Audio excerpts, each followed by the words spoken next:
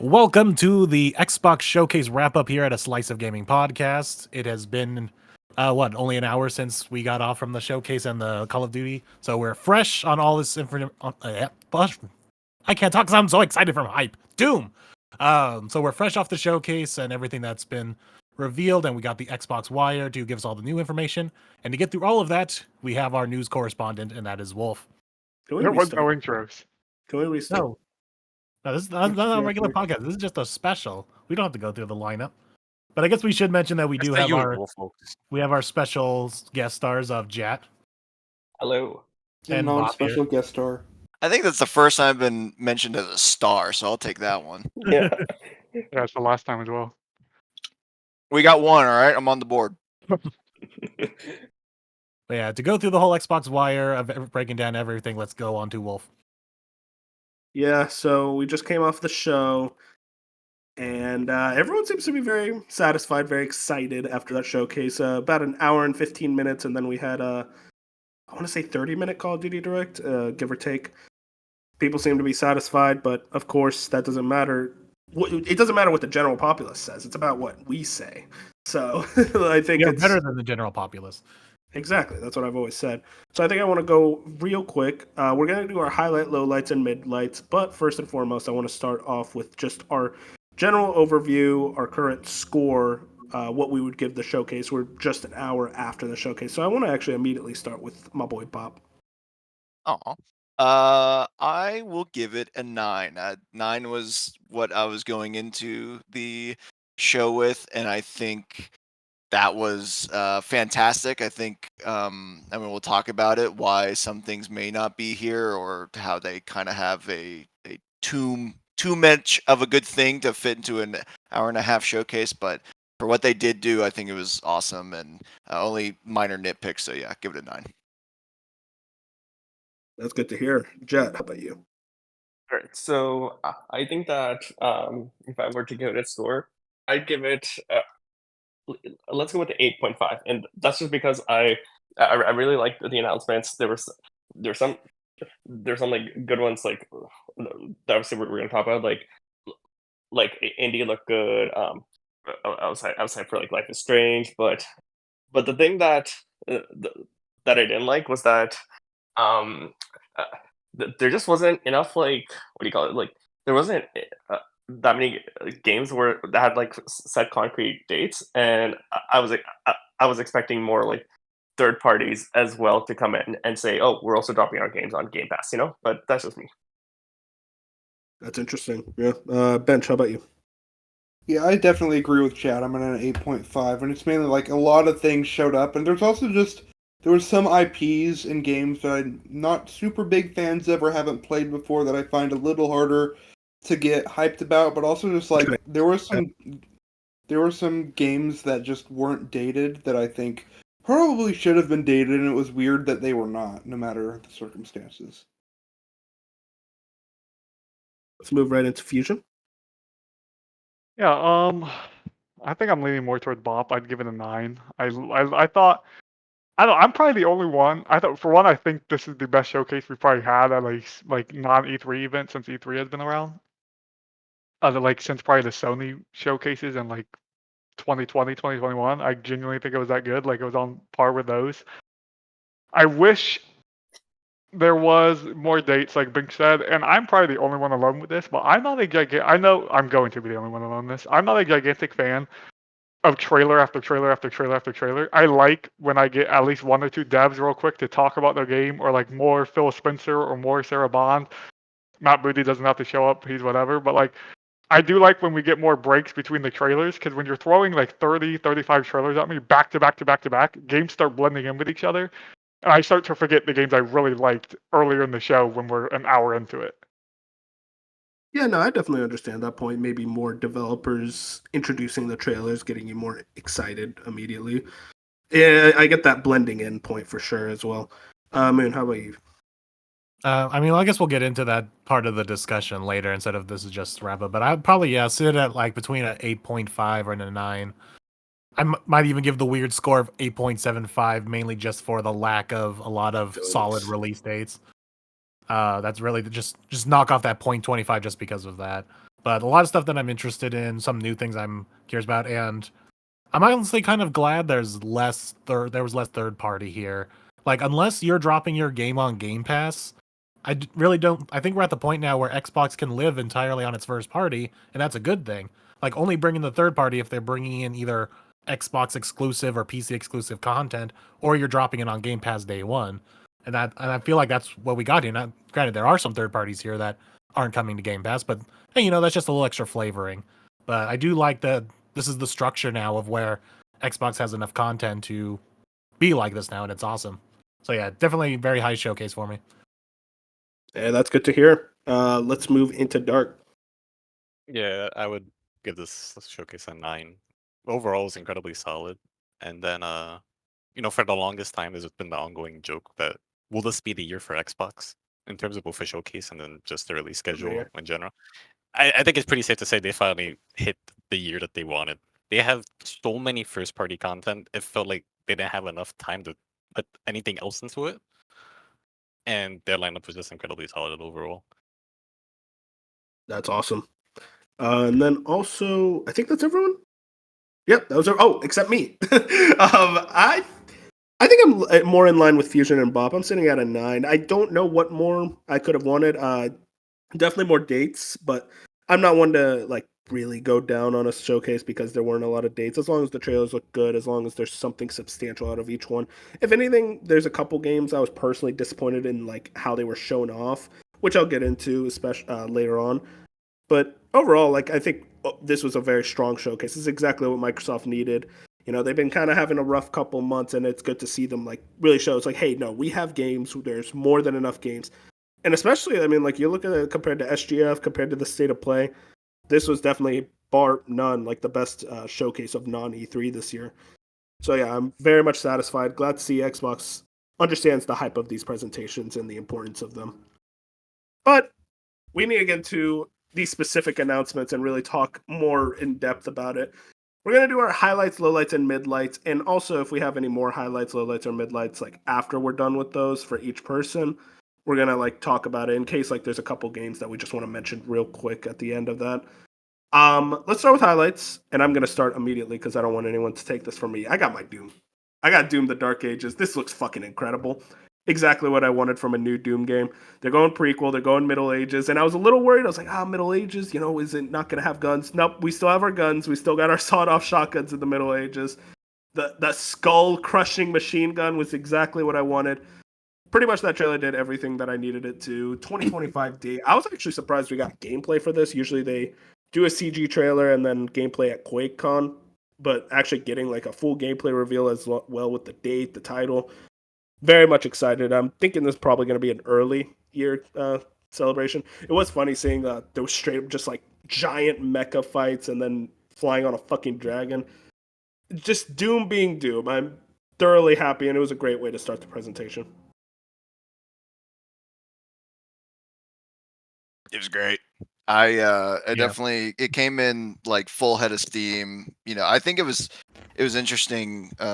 Wolf, I had the same kind of skepticism about, okay, if they're doing medieval, like they're not just going melee combat and then just immediately they're like, nope, they're actually just doing really cool twists on weapons and combat that you've already seen, but still very much a shooter fashion. And then yeah, it's just kind of insane because you see all that and it's like, yeah, it's medieval, but like here's a mech. Like, okay, I'm in. Like, no further questions, Your Honor. It's also a space station that I'm pretty sure launched them out of it. Yeah, Doom's like super far, far, far future. So even a prequel is like not that far in the in the past. Yeah, because when we covered the story of when it first broke that it was the Dark Ages, didn't I say something like, yeah, it's gonna be some like weird, like magical mech steampunk kind of design with the weapons, and we're like, yeah, pretty much what that is. Yeah, So right on the money there. No, that sounded pretty much exactly how we expected it to look. But yeah, very much excited for that. When do you guys think we're going to see this thing next? Is this going to be like a developer direct January 25 type deal? Yeah. I think we could see something at Game I guess Awards. probably see it earlier. Yeah, probably at the Game Awards. I think this is very early next year. Yeah, I could see it in the first. They're probably going to do QuakeCon. They always do Doom at QuakeCon. Yeah. So Like there. I'm looking at like February, March release date. I probably think like maybe March, probably maybe early April. I think it's Yeah, early for sure. earlier the better for me. I can't wait. Let's go into Fusion. What was your highlight?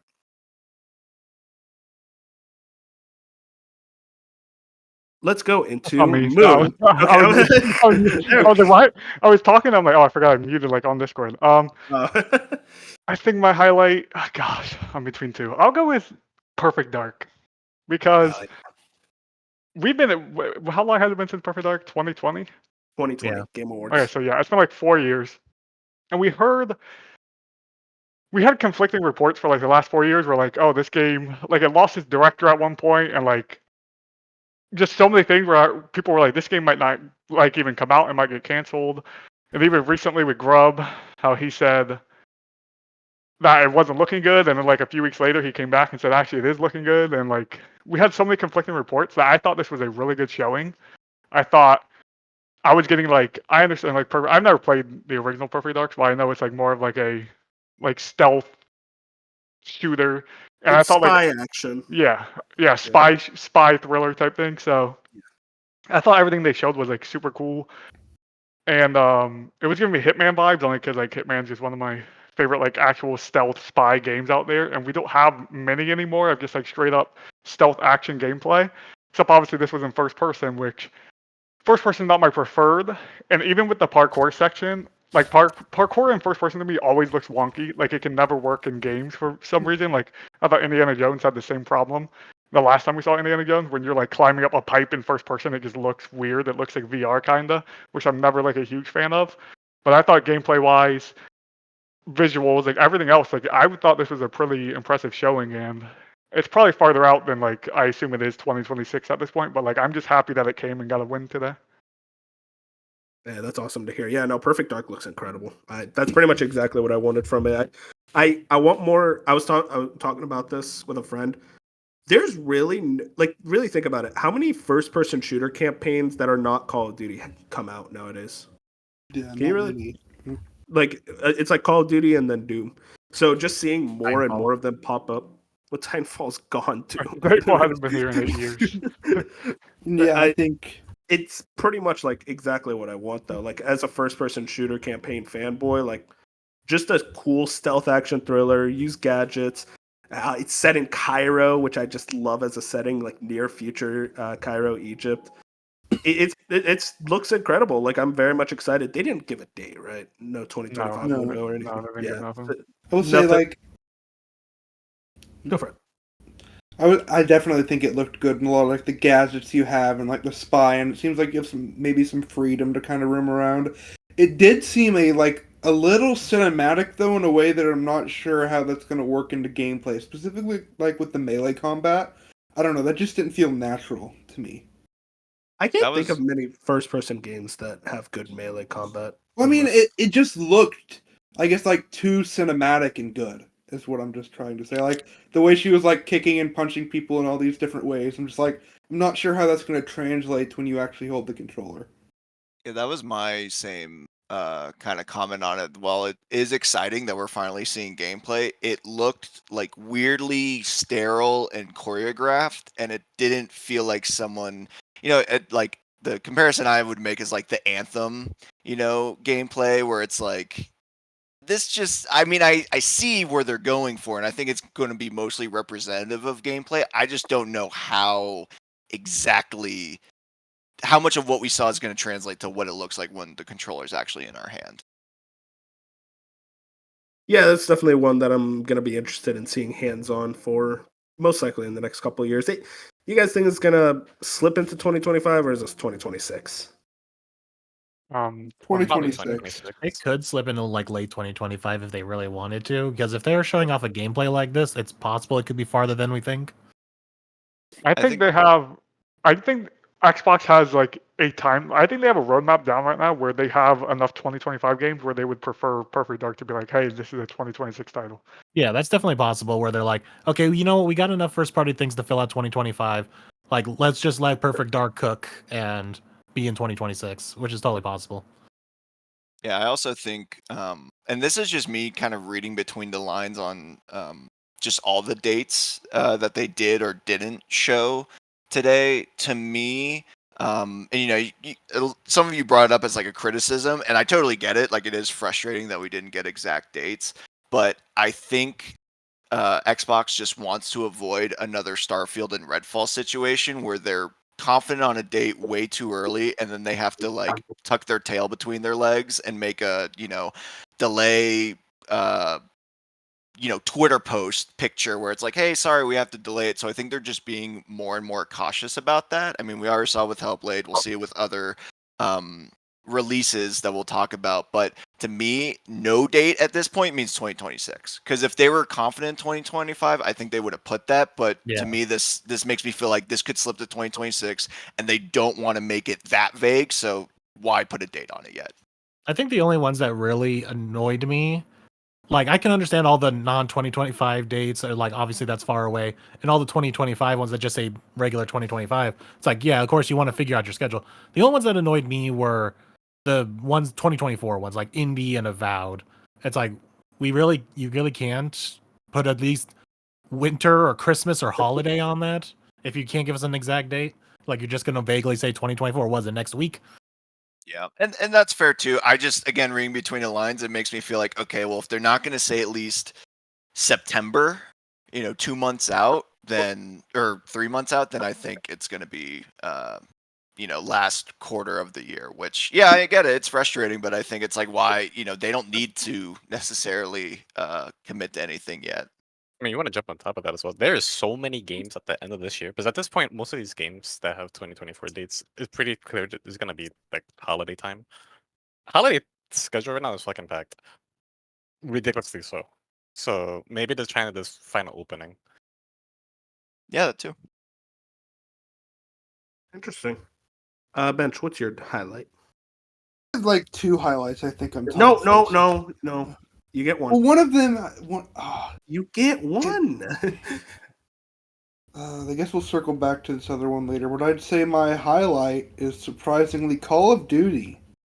I think that's definitely my highlight because a lot of the other things, maybe I just find it hard to get like super hyped on it, and there's a couple of other first party things that are like that I'm kind of like skeptical about. But I think Call of Duty was just a genuinely very good showing whenever it showed up.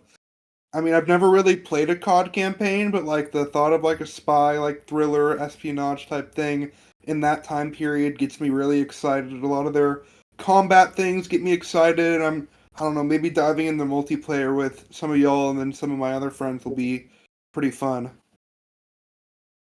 So yeah, I just think everything they showed about Call of Duty is like, this would be really cool. And honestly, Fusion told me probably not, but I think if they like stuck with Black Ops 6 for like 2 years and didn't put out a new COD, I think this game could have the legs for that.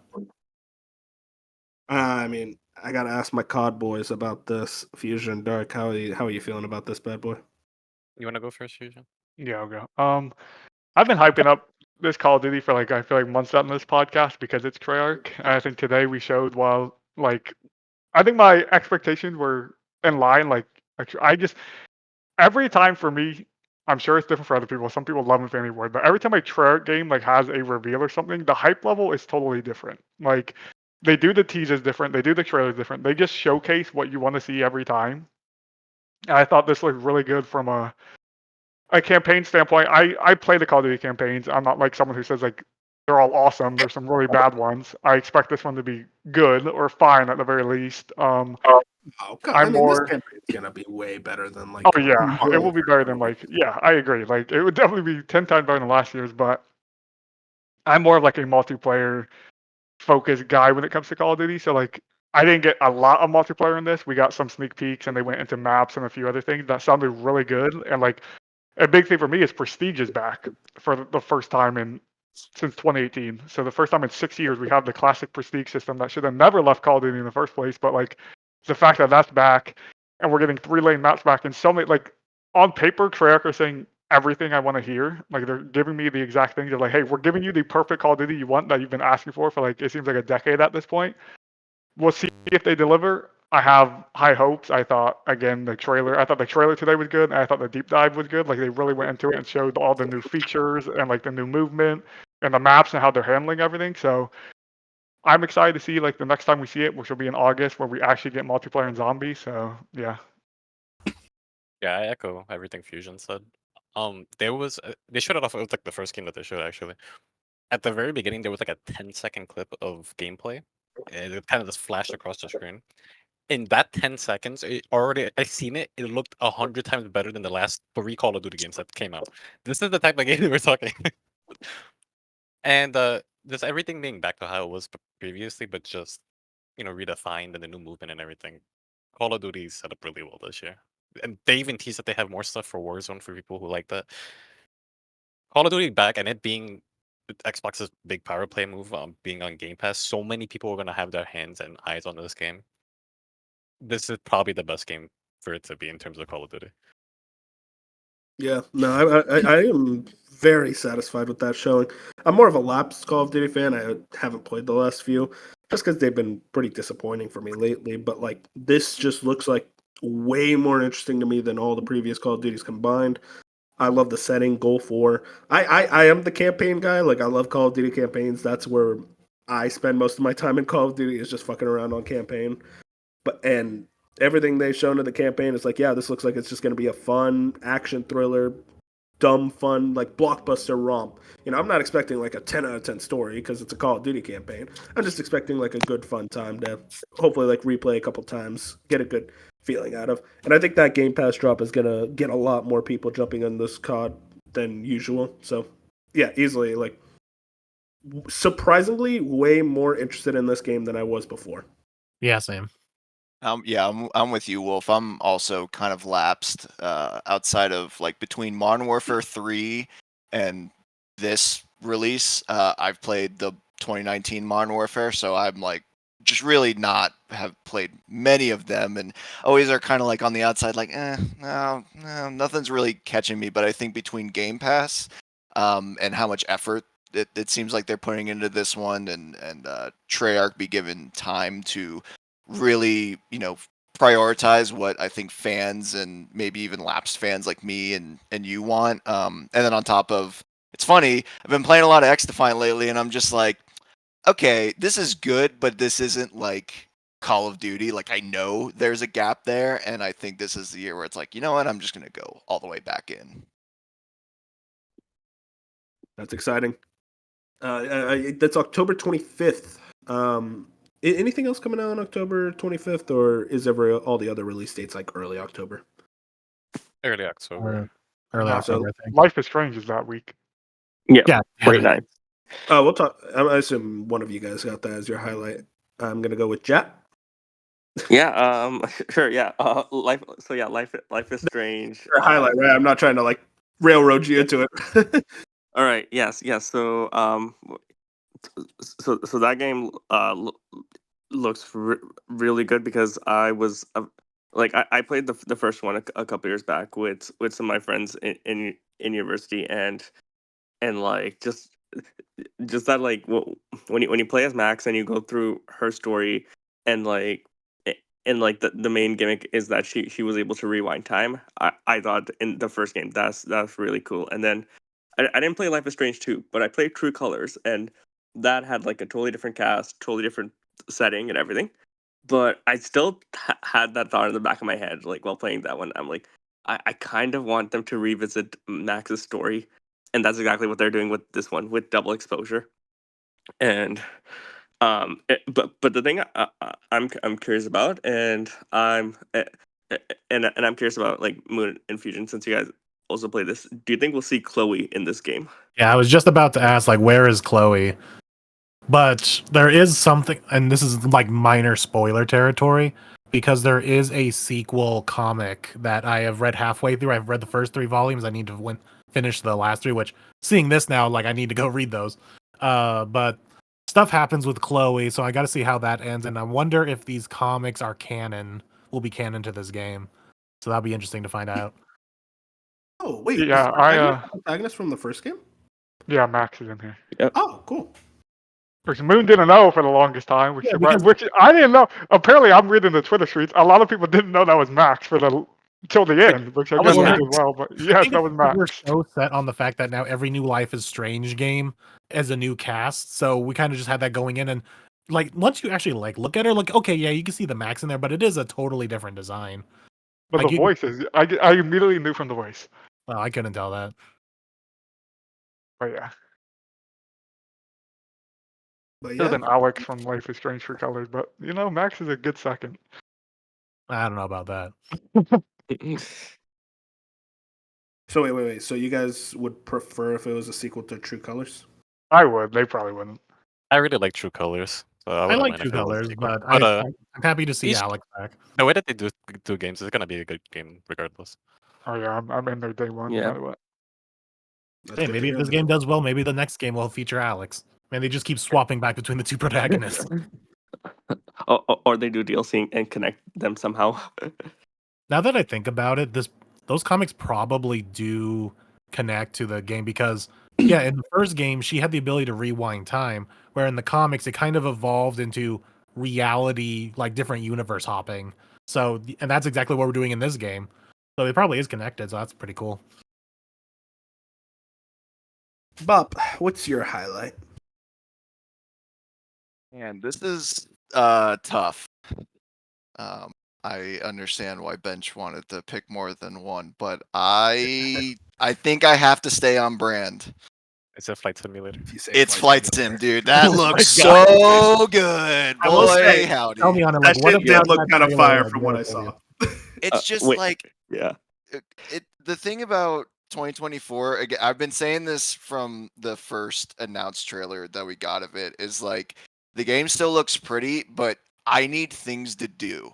And I need stupid things to do. The fact that I can be one of those airplane beach like advertisers who fly that little text banner, like that is the type of shit that I want in a flight sim game. And obviously they have more important ones like what was it, the wildfires, like spraying the water down or delivering Rescue. cargo. Yeah, rescue missions. Like, I mean, there's genuinely like really cool stuff in there, but the fact that they're getting a little goofy with it, there's hot air balloons, there's a lot more like blimps, there's more vehicles too. It's not just like the same 20 to 30 planes, is also very exciting. And yeah, we know we have a release date, which is good. And I'm just very excited to go back to Flight Sim, especially on a newer graphics card, and really just like let that baby go and just get lost in it. Yeah. Real quick about that, it was really funny because when Moon and I were watching it and we saw the Asobo logo, we got excited thinking it was Plague Tale 3, but then we saw this Yeah, guy. Yeah. I thought I didn't know Asobo worked on Flight Sim, so I was like, oh, it's Plague Tale. Like yeah, I forgot. I completely forgot that. Like, yeah, the Plague Tale team and the Flight Sim team, which is like two completely different things. Yeah, that is funny because when I saw the Yosoba, I was like, "Oh, Flight Sim, let's go!" Like I knew exactly what I was getting into with it. Okay, that's exciting. Yeah, I'll say, Bob, as someone who has not played Flight Sim, I'm super into that trailer. I was genuinely like, oh, this actually, I do like the jobs that they give you in this game. I kind of thought, my issue with Flight Sim was always like, it always seemed like it was way too big, like gigabyte wise, where it's like, I think it's 100 plus gigabyte. It's a am lot. I wrong? No, okay. you're right. It's a lot. Yeah, so that's always like the thing that steered me away from it. But like, I do want to check it out one of these days because it just seems like, as a Power Wash Simulator fanatic, I feel like that's the type of shit I'd be into. But and I think that's why this is going to be a better onboarding process, because imagine, so like Flight Sim 2020, imagine you load up Power Wash Simulator and they don't tell you anything and they just give you a neighborhood and you have to go figure it out, right? It's like, okay, that's not as interesting as like, here's your mission, here's your vehicle, here is like what you're gonna do. And I think having a much tighter sense of direction and sense of like navigation and purpose, I think is going to get in the people who were just like, they open it and are like, all right, what do I do? Like it's too open, it's too aimless. Whereas this is kind of narrowing it down to be more like a video game that you can just go in and have some fun with. No, I mean I'm excited. I'm very. Was there a date? November Yes. 19th. Yes. November 19th. So okay, like right near the end. That seems like it's gonna be an easy, like really high Metacritic score. I'll say that Yeah, right. it's a shame it's gonna miss the Keeley cutoff because that You would thought- be game did of you the year. think Did you think it was gonna get nominated there? No, but I mean, man can dream, And, can't he? that sports game.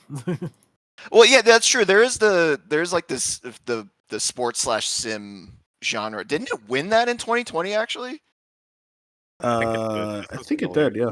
Sounds unlikely. should have. Moon, last person here. What's your highlight? That's insane. Oh, sorry, Dark. I thought I already talked to you. My bad. It'd be like the. I didn't you realize. go. My bad. There's a lot of people. Okay. Oh, are we going me or are we going Yeah, Doug? you Yeah, can go. you're I'll go going, last. man. You're going. I guess I'll go with since you all took Doom, I'll go with I want to say this properly.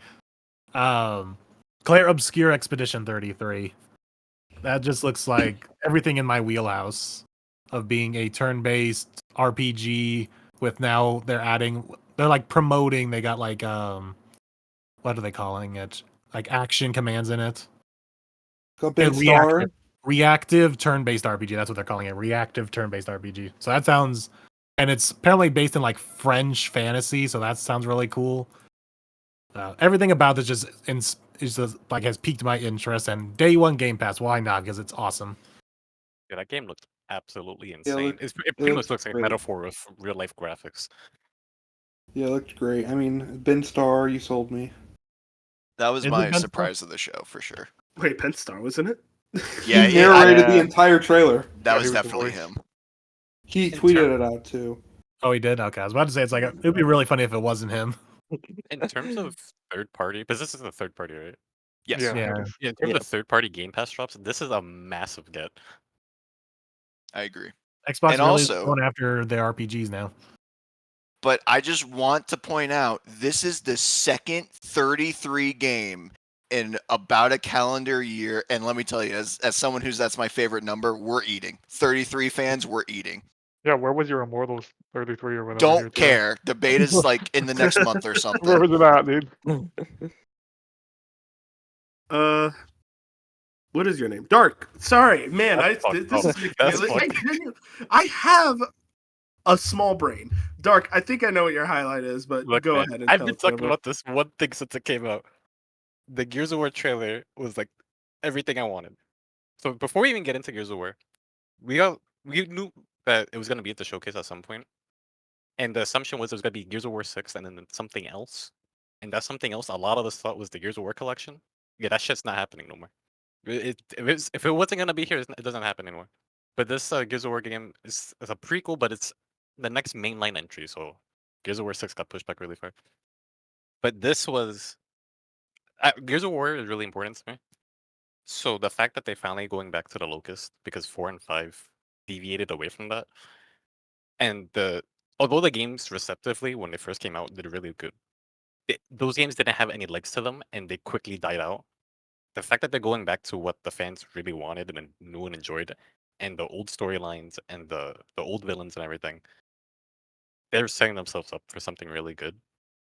And if this game delivers, we're gonna be eating really well.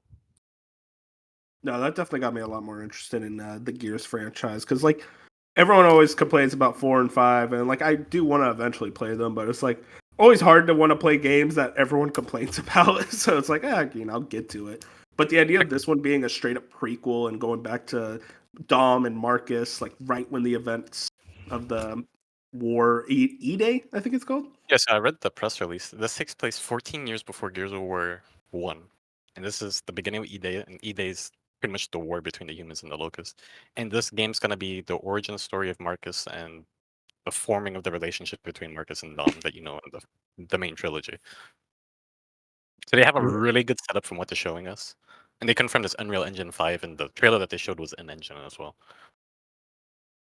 You really sound like a PR marketing person. That's what they said on the press release. Yeah, you I just really really had press release.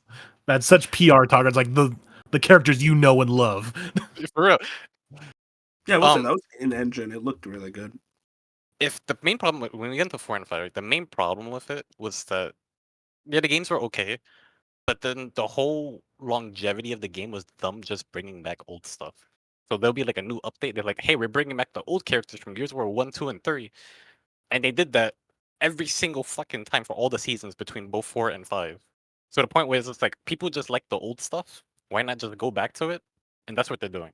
So Okay, I have a question.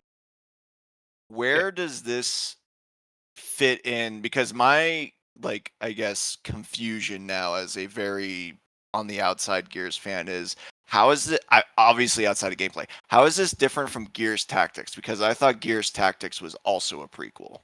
So Gears of War Tactics, that's 12 years before Gears of War 1. This is 14. Interesting. Do So we the difference is 2 years, Bob. yeah, everyone. do we is there like a chance this like leads into Gears Tactics? Because that would be insane. I mean, yeah, that's exactly what's gonna happen. Interesting. Okay. So Gears of War Tactics, you start seeing like the beginning of some of the higher up generals start coming out, like the Locust generals. I'm assuming they're gonna put somebody big inside at the end for this new title as well. But this is really gonna be the beginning of the war, them learning how the Locusts are, how strong they are. That's what they showed in the trailer as well. As a normal Locust drone picked up Marcus and yeeted him to the ceiling. Also, since this is a prequel, they're not gonna have the chainsaw that was developed way afterwards to handle the Locust. They're gonna. This is a situation where humanity is not prepared for what's about to happen, and they can go a lot of different ways with this, and it could be really good. I Basically, say it's could be kind of because like the coalition needs to prove themselves first. basically they're kind of just doing what that movie franchise, the silent one, the one where you can't talk. The Quiet Place. Quiet Place, yeah, like because that's what they did. Literally, they made a prequel about the first day of humanity not being ready for this and figuring out how to deal with it. Yeah, That's that's kind of pretty much what the premise is. Oh yeah, they're making a new one of those movies, right? it's already out, Wait, what? or it's coming out soon. I know it's this year. Dude, why aren't these movie things like telling me, like directly go to my house and tell me these are coming out? Like, how am I Not supposed to know? anymore. Yeah, exactly. Did The you watch one- the second one? Huh? Did you watch the second one? No, I just watched the first one. Mm. Was the So maybe second you one should good? watch. I don't know. I watch it. Why are you asking then? Because you sounding so like upset that you didn't know a third one was coming, but you weren't aware that you didn't watch the second one. I'll be honest with you. I didn't know there was a second one. So there you go. The one thing I am curious about with this game, I want you guys' input on this. They confirmed that they started working on this after Hive Busters, which was the expansion for 5, and that came out. I want to say like the end of 2020. So this is very much the next game, and they said this is the next mainline game. If this is the case, Gears of War 6 ain't coming up no time soon. Yeah, that kind of tells me maybe this is supposed to be good. Like, didn't 5 end on a cliffhanger? 5 ended on one of the most insane cliffhangers. I have no idea how, in a linear game, you're gonna be able to pick up where they left off with that. But you have to be able to make a choice, and I hate when games do that when this type of format. So That's there's a very interesting. real possibility Gears of War 6 won't come out to 2030 or further. Because I do So believe maybe- this comes out next year. I given will the say timeframe they gave out. it was funny. My entire timeline being so hyped up just for it being called Gears of War again. Yeah, that's another thing too. Like, it's very much a return to form. Interesting. Very excited to see more of that game. This is you said it was 2025. You think it's 2025 for sure? Yeah, or- so Gears of War always has a pattern to their games where they show the release, for, like the announcement trailer, and then a year later, close to the time it was announced, the game will drop. I think it's 2026. So I can see this game coming out holiday next year, and given the time frame, given that they started working on this around the end of 2020, yeah, it makes sense. So about a 5-year dev cycle with this one. Mhm. Interesting. We will see. Another thing I want to see is our lowlights. This doesn't have to be a specific game. It could be about the format of the show or specific things missing that you were surprised about. Stuff like that. I'm going to immediately start with my lowlight. One that I was surprised to be a lowlight. Avowed. That was a bad showing. I was surprised it even showed up at all with kind of just a mediocre trailer without even a date Yep. at the end. So it kind of just showed to me it's like, are you, I don't know how to feel about this game anymore. Like, I wanted to be really excited and come out of it as like, damn, Avowed looks incredible, but we kind of just got another one of those same trailers that we've seen for Avowed, I feel like a million times at this point, and no new information. It kind of just tells me this almost felt like we kind of have to have an Avowed trailer since it's coming out this year, even if we don't have anything really ready to show about it.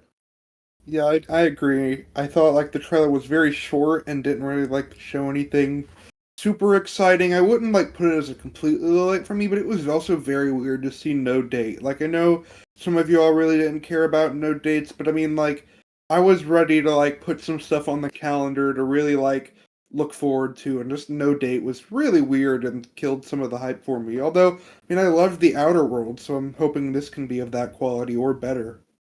Yeah, that's kind of my thing, is that it's like no dates doesn't bother me for the 2025 release dates, as Bob said earlier. Yeah. It's like it's better to not have that Twitter banner delay, all that. Like I 100% agree there. But for me, when it comes to a game releasing this year, both indie and Avowed, is like it's a little weird that we don't have dates for those games. Just really repeating what I said. That's okay. So do I get to be the copium now? Do I get to come in with I my get to cope? let you go for the cope. You can I'm go ready for to it. hear it. I mean, I'm not gonna defend it that hard. Like, it definitely wasn't like a highlight of the show. I think it was more in the middle, middling section. Because yeah, I was personally hoping for more dialogue, story choices, like more of what makes Obsidian Obsidian. And I was surprised that they went with another story trailer, which felt like they're not the redo of the trailer. I don't know if that was developer direct or maybe it was The the year first time before? we saw it. Actually, Yeah. no, I'm thinking of the first time we saw it at the showcase. Yeah, 2022. Yeah, I think it was like a redo of that one because everyone, that was made by an external team and it didn't look as good. And it's like they want like a better story trailer that really captures what the game will look like. If I had to guess, like that's my copium, is that they wanted a redo of that trailer so that when people look it up, they seem more confident in it. But yeah, I was definitely disappointed that we didn't see more of like what Obsidian's strengths are, and it felt like it was a more general play to try and convince people on the game. But I still think the release date being 2024 still doesn't bother me because it just means it's not September, I think, and it's just going to be October through December. And with Indy also saying 2024, it still feels like it's going to be October or November and Indy's December. That's interesting. Yeah. No, it's just like I can't. I wanted to say that, like, I wanted to come out of the showcase of being like with a renowned sense of, man, Avowed is looking incredible. It's doing things for me that like I want from the Western RPG genre, but like this just felt like here's another trailer for Avowed because we kind of need to have a trailer. I And agree. I get your point. Like, I think this is going to be a good game. I think people are going to be happy with it. It's just for like personal hype, I'm not there for it yet. I do think we need another developer direct style, even if it's like 10 minutes, doesn't have to be anything long, but just like here, like I really just want to see like dialogue, like because choice and consequence, factions, and again, the things that make Obsidian tick. Like Obsidian is not known for their gameplay and just like normal, combat space. So it's just weird that we didn't see more of their strengths. Bench, what's your low light? Two that I'm going to name because they're kind of like both in that.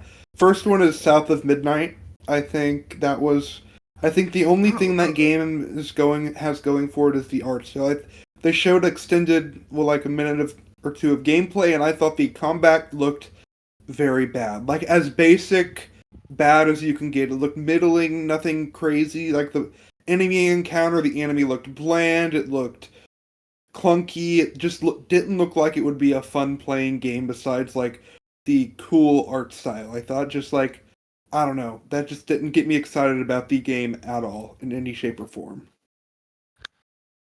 So like we're all disagreeing with him, right? I disagree. I thought it looked good. I disagree. Yeah, I thought it looked great.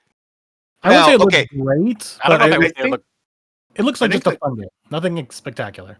I think you have a point a bit on the combat to where there wasn't anything that like looked immediately striking to me, but I don't know. Everything else I saw was like, yeah, this looks high Yeah, I mean the quality. visuals and stuff looked good, but like the gameplay just didn't. Like I thought it looked just bad. And I guess Yeah, I think that's fair. I think the weakest thing of that trailer was the gameplay for sure. I think we agree there. It is worth pointing out that this is still Compulsion, and they're still like a small team that I don't think I'm expecting like crazy gameplay from them. But what they have always nailed with We Happy Few is the vibes, and I think yeah, they nailed that. yeah, the vibes are really good, and I do think the gameplay outside of combat was like interesting with all the traversing and different ways to explore. I actually really like that, and yeah, I think as long as the vibes are good in that game and the gameplay isn't abhorrent, like I think it'll be enough to make it an enjoyable experience. I'm gonna say my other low light is State of Decay 3. I've never played a State of Decay. I don't know anything about the franchise, and all that looked to me was just another zombie game. There was nothing selling me on why I need to be excited for this, why I should care. It was just very, very good looking, random zombie stuff. I actually agree with. I was not impressed by State of Decay 3. It just again, it looked like I get the whole point of State of Decay is the base building, survivalist, all that. Show it, because like the trailer just showed me it. I got a zombie game, and like yeah, it looks pretty. It looks very very good looking, but like nothing at that trailer sold me from like I should care about State of Decay. And then I guess just very short, just all the Activision cinematics, Blizzard cinematics. It's like I don't What if know. I I took feel like three? I know. I didn't tell you it was 3 because I know you'd say no. Yeah, so- thanks for taking mine, loser. Yeah, there's like Yeah, 10 yeah. of us in Yeah, here. yeah, and you're okay. gonna Well, steal Ben, the yeah, whole stop thing. talking. Yeah, Ben, Yeah, thanks stop for taking talking. mine, Fusion, Luigi. what's your low Yeah. light? Mine's that Diablo trailer that was like 10 minutes long and had no context for me. Only because I mean I no in reality I don't think there was a low light for me in this show. I would if I had to pick. I actually picked the Diablo one because again I think it just kind of I understand Diablo fans are probably hyped, but like just in the middle of the show, Sarah Bond comes out, says a few words, and then is like, "Here's this trailer for Diablo," or maybe it was Matt Booty, it was one of them. It was Matt Booty. Again, I was Matt Booty. surprised. He made it sound like he was recapping the show. I'm like, Yeah, wait, it's that's how over? the show was about to end. But yeah, for them to just come out. I mean, it's pretty just like every cinematic Blizzard ever does. Like it's very impressive, but I'm never like, wow, this is something I'm like interested in or want to play. So like, I would say yeah, that like trailer for me was kind of low light. But like I said, for the whole show, this was one of the this is one of the rare shows in gaming where I thoroughly enjoyed my entire time with it, and it's very hard to pick a low light. Yeah. I No, would I mean, also What, Ben? tack on the I mean you said it just all the Blizzard, also the WoW thing. Yeah, thanks for Yeah, taking my low light. We'll get there. Come on, boy. Yeah, well there's 10 people here. I will say with Diablo though, right there with you Fusion, where it's like that definitely felt like the slowest moment of the whole trailer. Where like, yeah, it's a great cinematic, but he said it's the opening cinematic of the like expansion. It's like, well, if it's the opening one, then like I want to experience it when the game comes out. Yeah. That'd be cool. I don't know. It's just weird to just show it now, where it's like, well, when it comes out, I guess I'll just skip it because I technically already watched it at this point. But yeah, no, I'm with you. Where it's like, that trailer just didn't like I don't know how it's supposed to sell new people on Diablo, and I don't know if the people playing Diablo now are like, man, I want a cinematic trailer. It's like So talk about the new shit. Yeah, that's in what the- confuses me about this kind of showing is like, okay, let's say I'm a big Diablo fan. I'm looking forward to the next expansion. What does this watching this cinematic do for me? It's not talking about like what content's being added, what's changing, what's anything going on in the game. It's like, no, here's just a pretty cinematic. So it's like, I think even for Diablo fans, like, yeah, it's a cool cinematic, but why are you just showing me only that? so I don't know how many of you actually played through and finished Diablo. So this it's not really spoilers, but this cinematic takes place directly after the finale of the game. So for anyone that is still playing Diablo and everything, the main female character that they showed off in the trailer, there was a lot of big questions surrounding her and where did she go with the crystal? That's exactly where Pixpin shows. Granted, that cinematic was the weirdest shit I've ever seen, but it- if you played through the game in its entirety, it's a direct continuation of that. Yeah, which is nice, but like, don't you want to experience that like when the when the content comes out and not during a showing? Like, I think a showing you'd want to be teased of like what's the new content, like what are you actually be doing in the game. So I Well, think they just announced- playing the opening cinematic is just a poor choice. They announced like a Diablo showcase going into all that stuff in Yeah, they're gonna show it July. off soon. I mean, they dated it, so that was good. But yeah, like you all have said, just showing a like 4-minute opening cinematic, just like I think kills the momentum they had. There's also an interesting choice to tell you it's the opening cinematic because I feel like it's not common, but there have been times where we've seen like long cinematic trailers for games, and then I play it. I'm like, oh wait, this is like it starts, and I'm like, wait, this is the same cinematic that they showed in the trailers, and it's like, okay, well I didn't know that, but sure, okay, here. And for them to like announce that, I feel is a weird choice because usually you just don't mention that. Yeah, no, I agree with you guys there. Bob, what is your low light? If you have any, Mr. Xbox. Yeah, I mean, I'm kind of with Fusion where I don't think anything was necessarily a low light, but if I had to pick one, I kind of mentioned it in the chat when we were all kind of talking about it, but the Elder Scrolls Online expansion, which I understand, yeah, that was weird. is kind of having it has to show something because it's just tradition at this point. But the music choice on that was just so hilariously bad and made no sense whatsoever that I honestly it was so bad it was funny. So maybe it isn't a low light, but like yeah, wow, that was a choice for me. Let me just say, I am envious of people who play Elder Scrolls Online. I played it a bit, and you don't need a subscription, so if you want to play, you can play. But every single year, for without a shadow of a doubt, they're getting something. Right. They're so fed. They are very, very consistent. Now, when I get that Elder Scrolls 6 trailer, maybe then they'll get me in. One day. Just no, you don't get announced. another low light. No, it's a news thing. Okay. It's important to the show. Extended gameplay look tomorrow on the official Xbox podcast for Avowed, followed by Metal Gear Solid Delta on Tuesday. Delta? All right, we're back. We're back. Oh my god. Me and Wolf just high-fived. For real, yeah. Okay, yeah, we're down. I'll be honest. I don't even remember what the first game you said there. I just stopped listening when I heard Delta. That's all I care about. That's fine. I'm fucking ready, baby. On Tuesday? Yep. Tuesday's a holiday, boys. Oh fuck yeah. We didn't even talk about Metal Gear yet. No, we'll talk about it. Moon, what's your low light? Bench took a couple of them, but I guess we'll just move on to the other. It's kind of the same thing. It was the World of Warcraft cinematic.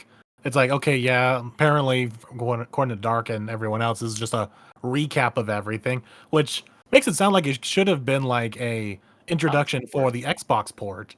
But no, instead, I was like, yeah, we got another expansion coming out.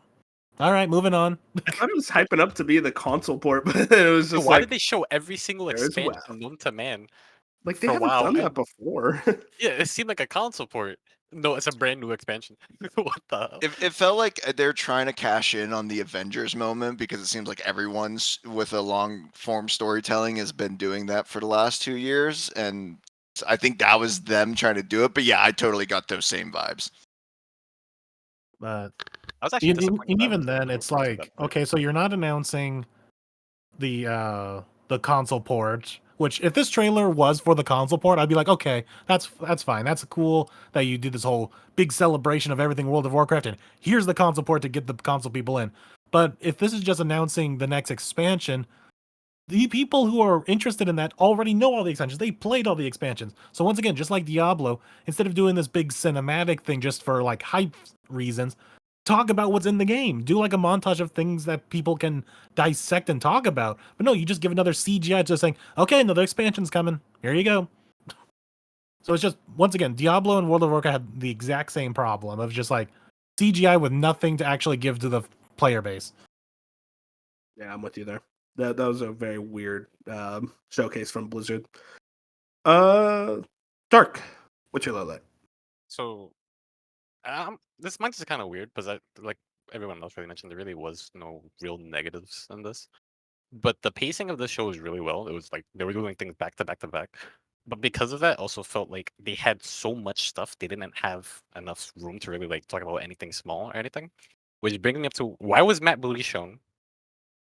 This is like the last guy We don't anybody wanna should be see expecting. him. Nobody wants All- to see this guy on the screen. All After the big heads were shown. Phil was there, Sarah was there, so Yeah. Booty's there. It's all the big people. Sarah and Booty could have been absent, and they could have used that to fill in something else. Like I still believe that there's going to be a Twitter drop of a big batch of Game Pass games because they always do that. People, Every year. people Where's my always say Blood that. People always say that's like, oh, if they cut this, they could have had more room for something Matt else. Booty Like, was no. up there for way longer than he should have been. No, but I'm saying though, even if they did have no Matt Booty section, that's not means like, okay, well, here's another trailer. We could just slap that in. Like, no, if Matt Booty wasn't there, the 2 minutes that he was on camera, this showcase would have just been 2 minutes shorter. It's not like they have this like maybe. reserve of other stuff, and they're like, okay, well, since we're not gonna do Matt Booty, we're just gonna put another trailer. That's not how this works. That's why I said it's under the assumption that they have other stuff, but I still do believe that there's going to be a Game Pass drop because they've been doing it every single year. I don't see why they wouldn't do one this year. If they wanted If to they, have it in the if they showcase, had they one would've- there, they could have put it in there instead of these guys on stage. No, that's Phil was not up there at how the this beginning. works. That makes sense, but he was just introducing it to If they everybody. wanted Other it in than the that, showcase, then yeah. they would have just put it in there with Mad Booty. It's not like they had this like, okay, we have to get this in exact minutes. Oh, they could have made this as long as they wanted. So if the reason why there's no Game Pass announcement is because they just didn't want to do it. They didn't want to put it in here. I think I'm with Moon on this one. I don't think I there's don't know. this magic like quota you have to fill. I think it just wouldn't have been in there. Here's the thing. I agree with that part, but I do agree with Dark on the sense that the last person I think anyone wanted to show was Matt Booty. Like I just don't. Yeah, 100%. I I agree don't with think he that. forgot. I'm just saying, like, if they didn't show Mad Booty, the showcase would have just been 2 minutes shorter, and that's it. There would not have been an extra trailer. Yeah, but maybe you shouldn't have been shown. I have a way. That's what my low light is. I don't. There's really nothing negative that I can like nitpick besides that. And then finally, Jat, what's your low light? All right, so yeah, all of you had some like pretty good criticisms, lowlights. I'm gonna pick one that's a little bit more personal to me. So this company, Atlas Entertainment, they were in the past two showcases. Like in 2022, Phil Spencer announced that Persona 3, 4, and 5 are dropping to Game Pass. In 23, they had not one but two games: Persona 3 Reload and Metaphor. And we did get a Metaphor trailer at SGF, and I think they also talked about it a little bit more. Like Atlas did it on their own, but I thought, okay, they might show something here. Not they didn't show anything here, and yeah, so yeah, You Atlas fans are never satisfied, man. You Well, know, okay, they keep getting- I guess I'll counter chat. I'm glad they showed nothing here. We've seen a lot this weekend. I think it was a smart decision to choose not to show anything of Metaphor. yeah, that is like a fair point that we have seen enough, and yeah, they've been like, I guess, dropping the trailers in at a pretty good pace where they don't overwhelm us. But yeah, but like I think the company that's like kind of like making a mistake is Ubisoft by showing an Assassin's Creed trailer here and then they're gonna show one tomorrow. Like, But like that trailer though was Yeah. legendary. It could have I been don't a know. Ubisoft I don't- forward, though. I don't know. I mean, that was almost like a. Why are you guys here at this point? Like, I'm gonna see you tomorrow. yeah. Yeah, it's like, if you're not here to announce you're coming day one to Game Pass, why are you here? Yeah, I mean, but Xbox has Yeah, had a Microsoft pretty is solid there. relationship Yeah, I with know. Ubisoft though, Yeah. because like Valhalla was like their big tentpole marketing push with Xbox. So Yeah, but know. I was still you guys are right. I'm surprised it wasn't a 15, 30-second thing and be like join us tomorrow for the Ubisoft Forward. Like that was surprising. Maybe it's Well- because this was the more cinematic trailer, and maybe tomorrow would be more like gameplay focused. Well, that's everything in regards to our highlights and lowlights. Let's just get into the wide breadth of things. Talk about the showcase, like all the things that we missed, that we haven't talked about yet. Anyone want to start off? Metal Gear. I Oh, think. fuck yeah, you're speaking my language. I Oh just think, man. yeah, I think Metal Gear just was honestly a very good showing. I think visually, like that first like engine demo we saw a couple months ago or something, I honestly think that wasn't like the best showing, and it looked a little choppy. But it looks like a completely polished up game here. And I mean, just the stealth gameplay, the shooting, it just looked amazing. I've never played Metal Gear, but like I'm interested and very intrigued. I'll play Metal Gear Delta and I'll get the collection and I'm down. I'm in. Don't buy that collection. That collection Don't is one of the worst products I've ever I'm seen in gonna my life. play them. So It's so bad. don't play it. Don't play it because I don't want you to play them. Anyways, Metal Gear Delta, perfect. 10 out of 10. Looks 10 out of 10. I'm happy. That's all I needed from that game. I don't know. It looked like, as you said, the last showing of it looked whatever to me. I was scared. I was worried. I don't trust Konami nowadays. That trailer, phenomenal. Everything I ever wanted from this fucking game. They showed visuals, the gameplay, just the stealth. The characters look so good. We got Zero. We got Paramedic. They look amazing. The fucking boss. Everything is all I wanted from this trailer. I am so fucking ready for this game to come out. I'm sad there was no release date though. I was kind of hoping I would play it this year. So something really interesting I want to bring up. Metal Gear Solid 3, in my opinion, even to this day, holds up really well, and the game looked phenomenal. So what I'm really curious and hope that they do, because they mentioned depending on how this game does, they're looking to do the other games. Imagine this type of game on Metal Gear Solid 1 and how that would look. But I think But 1 needs it the most out of the trilogy. I want an Well, it's not even a MGS1 trilogy. remake. Blue Point's working on that. I don't know about that. but- Hey man, that's what I'm hoping. Listen, I mean, I agree with you. I would much rather a 1 remake, but listen, I'll take anything Metal Gear at this rate. We have been in the fucking trenches when it comes to this franchise. So just to be able to get a remake of 3, one of the best ones in the franchise, everything about it looks phenomenal. I'm so fucking ready for this thing. I actually really want to know, Fusion, did you get anything off Metal Gear? Did that do anything for you? It better have, if you want to stay friends with me. Yeah, it looked good, but I don't know, maybe I'm just wrong. I was under the impression that you weren't like very hyped for this remake. I wasn't, and then I got this trailer. Oh, so you weren't hyped till today? Yeah, no, I was I'm I in was the same lower boat. on it. I was excited, like just by the prospect of playing MGS3 again, but like I was worried about it because it's like Virtuos, and the Last In engine looked fine, but like it didn't do much for me to get Yeah. excited. This was just like the trailer that did everything. It showed all the gameplay. It showed like iconic locations, iconic moments in the story. It showed some of my favorite characters. They look phenomenal. The voice acting just as good as it's always been. I'm fully ready for this remake now. I mean, does this give you any hope for Silent Hill 2? Not in a million years. That's Blueberry King, man. I had to ask. Yeah, you buddy, you ain't asking. Look, Konami doing something good, you have a higher chance of winning the lotto than that ever this happened. this is our this is Konami. So the fact this that is this our trailer victory, looked as Freya. good as it did, we gotta savor it for as long as we can. I'm just saying, go buy your lottery tickets now because this game I think is gonna bang. I am so happy with that. Bob, what is your or I guess like Bob, just anything else you really want to talk about? Yeah, I think someone else might say it, so I'll hold off on one. But Flintlock, I think, had another great showing, and the fact that it's coming out next month is super exciting.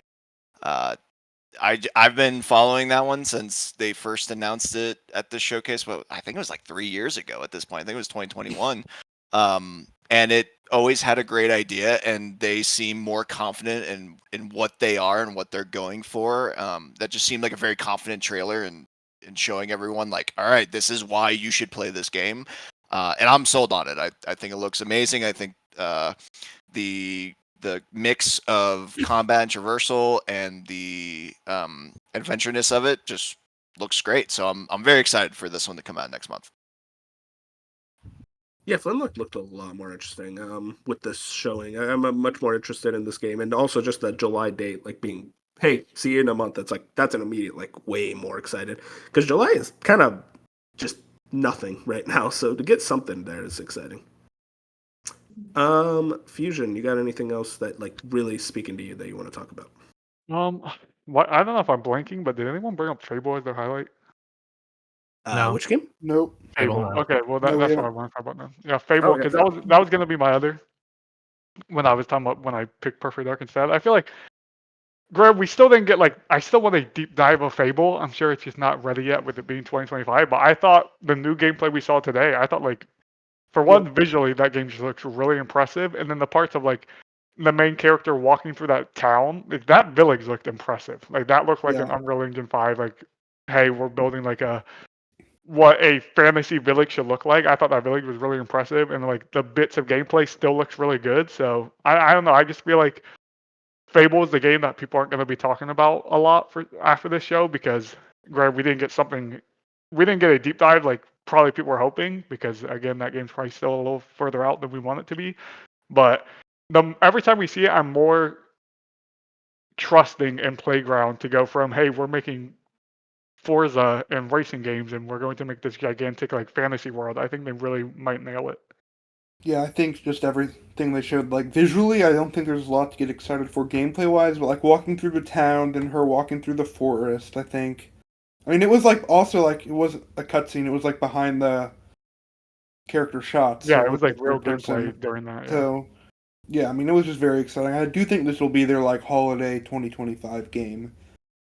And it's one of Wow. those games where Xbox has a lot of first-person video games out right now, like coming like Perfect Dark, Avowed, Indiana Jones. Like when you have Bethesda and Activision, like they're mainly first-person studios, so it makes sense. But like I'm a third-person player. Like I prefer my game to be third person, especially when you go in like action, fantasy, or RPG wise. So the fact that Fable is one of their big ones, and it's the third-person view, like, and it's looking different compared to everything else, like gets me excited. Yep. Yeah, Fable Yeah. looks awesome. Like just from a visual standpoint, I will say I'm a little like I kind of wish we got some like HUD like on foot gameplay, like real deep dive in that regard. But also that just seems like something we'd get in a developer direct. This seemed to be more of like a hey release date 2025, get ready for it in 2025 type deal. So I'm pretty satisfied with that trailer. That was a good showing of it. Yeah, I think that trailer built on the momentum from last year, where it's another like kind of fake interview style with what seems like an important character in the game, and then they use it to show more of the world and the character and stuff, and then yeah, kind of like last year where everyone's like, oh, it's just CGI, and then the devs were like, no, we like snuck gameplay in there, and sure, I agree with you, Wolf. I would like to see a HUD and actually what it's like, but it's nice to know that I think you could tell at certain points during that trailer, it's like, oh, that looks like real gameplay, and it still looks amazing. As a Forza Horizon fan, I trust Playground with my life, but even I was skeptical with how they were going to do with this transition, and it's still early, but the momentum they're building with these trailers and what they're showing of the game has me very, very confident in what they're building. Can I say my bold prediction about the HUD is we saw the HUD today? I just think it's Do going it. to be one of those HUDs where there is no It's HUD, or dynamic. like Yeah. it's I going hope to so. be dynamic where if you're walking through a town, you're not going to have HUD up, or if like Like I mean something like that where like you're not going to see your HUD unless you're like in a combat scenario.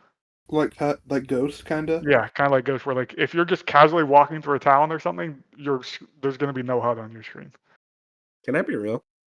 I kind of But, hate that. oh, I love it. I I love it. hate that Less so HUD, the much. better. I always put HUD always on. I want to know what all my stats are looking at the same time. But I get Great, it. great. If I have the option to put it on, like that's fine. Then you can do that. A quick low light I actually wanted to bring up. Frag Punk. You guys remember this bad boy? No. Fragpunk? Oh yeah. Well, Yeah, listen, yeah, I'm that kind of. tells you a lot I immediately. mean, I'm kind of interested in it just to check it out. I don't know if I'm totally sold on it, but I'm interested in the concept. Oh, it's just another The FPS hero 5v5 shooter. team-based It's another hero team. shooter. It's another Oh, hero shooter. that game. Well, that But just it- immediately told you that We'll do we better just than came off the Concord. showcase. I don't know, man. I don't know anything about this. That did not look interesting to me at all. I mean, the Just card look- mechanic seemed interesting because it's like it changes how you play the game. So I'm interested to learn more. I'll just leave it at that. I just can't like hero shooters, man. You know Yeah, that's the other thing. Is it's a hero they shooter. can't do it anymore. They're not getting me in with those anymore. I really wanted to know if you should stop, but he forgot about it. So I'm assuming you don't have much to say about it. Yeah, it's not Concord is all I know. That's probably my if I actually thought about the show again, that's probably my low light because I forgot the video game existed. I mean, that says a lot right there. I thought when you said the name you were talking about like Atomic Heart ripoff. Adamfall, I think is what it's called. Yes, Yeah. Adamfall. Yeah. Adamfall was weird to me. I was actually into it. I'm a I sucker thought for it looked that. fine. Like I didn't think it Post-apocalyptic looked stuff. bad. The most interesting thing about Adamfall is when you read the blog about it, it's made by the Sniper Elite people. Wait, Oh, what? Bob loves Yeah, those that was games. fascinating. Oh, that's actually exciting. Well, I mean, Bob, does that get you really excited? No, not really. I was saying it during the trailer. It just gave off a lot of Atomic Heart vibes. I mean, granted, the Sniper Elite devs are a little more experienced and have a little more under their belt. And Sniper Elite 5 was great, but this is definitely a pivot from that. It's not a hard pivot, but it's a hard enough pivot to where this is not the normal games they make, given the reaction from finding out who the dev team on this was. But I think it'll be one to track and see what's going on. Even the name is too similar. Adamfall, Atomic Yeah. Heart. Like you can't start with Adam in there. You just can't do it. Atomic Heart has ruined the name Adam for all video games. I want to bring up Dragon Age. It was interesting. We got to see Dragon Age here, but like the full showing is on Tuesday, if I remember correctly. Bench saw the trailer and he was like, "Oh yeah, they're back." It was another game with a very Guardians of the Galaxy vibe. Yeah, We need more of those. I don't know. I wasn't We're- impressed whatsoever. We're getting a little overexposure to that kind of just nonchalant hero kind of trope thing. I mean, I we don't know, had a I- couple of those characters. I think a lot of those vibes only came from like 2 or 3 of them. There I was a didn't lot get of just any of like those vibes.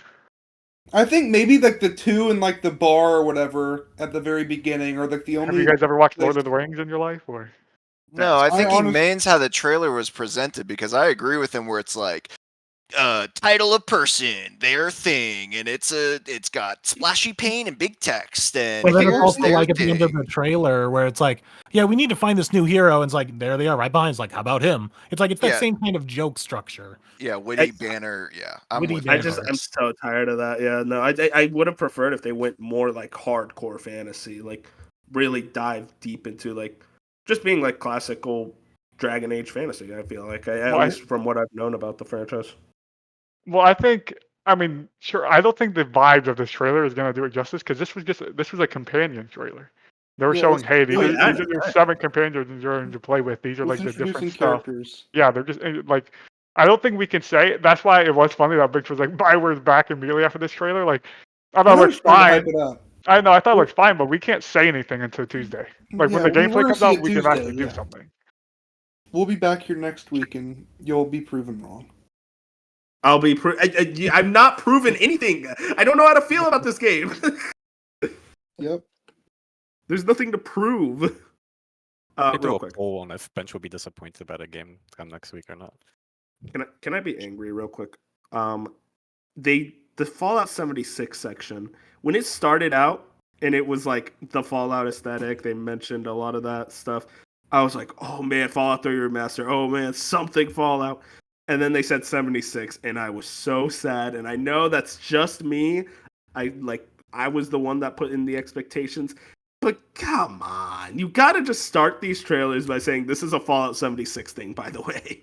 Yeah, and they put an effort in like recording a full, like a full on commercial, like hiring actors and everything. So like I thought the production value was good, but I mean, they did Yeah. that for all the past ones too. This is pretty much exactly how they've been doing every 76 trailer at all these showcases. They all have very high commercial budgets.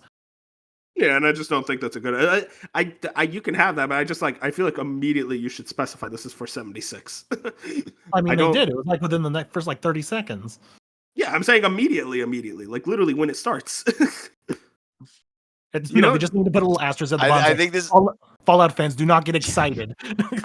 Yeah, dear that's what the I mean. Uncharted Wolf. This is not a Fallout 3 or this is Fallout 76. Okay. I moving just on. think that like it kind of sucks that like I can't be excited for anything Fallout because it's probably a 76 update. Yeah, but then when it's not 76, you'll pop. Yeah, well, that's not going to happen. True. I don't believe in any fucking Fallout rumors anymore. I wanted my Fallout 3 remaster. I didn't get that. That's next year.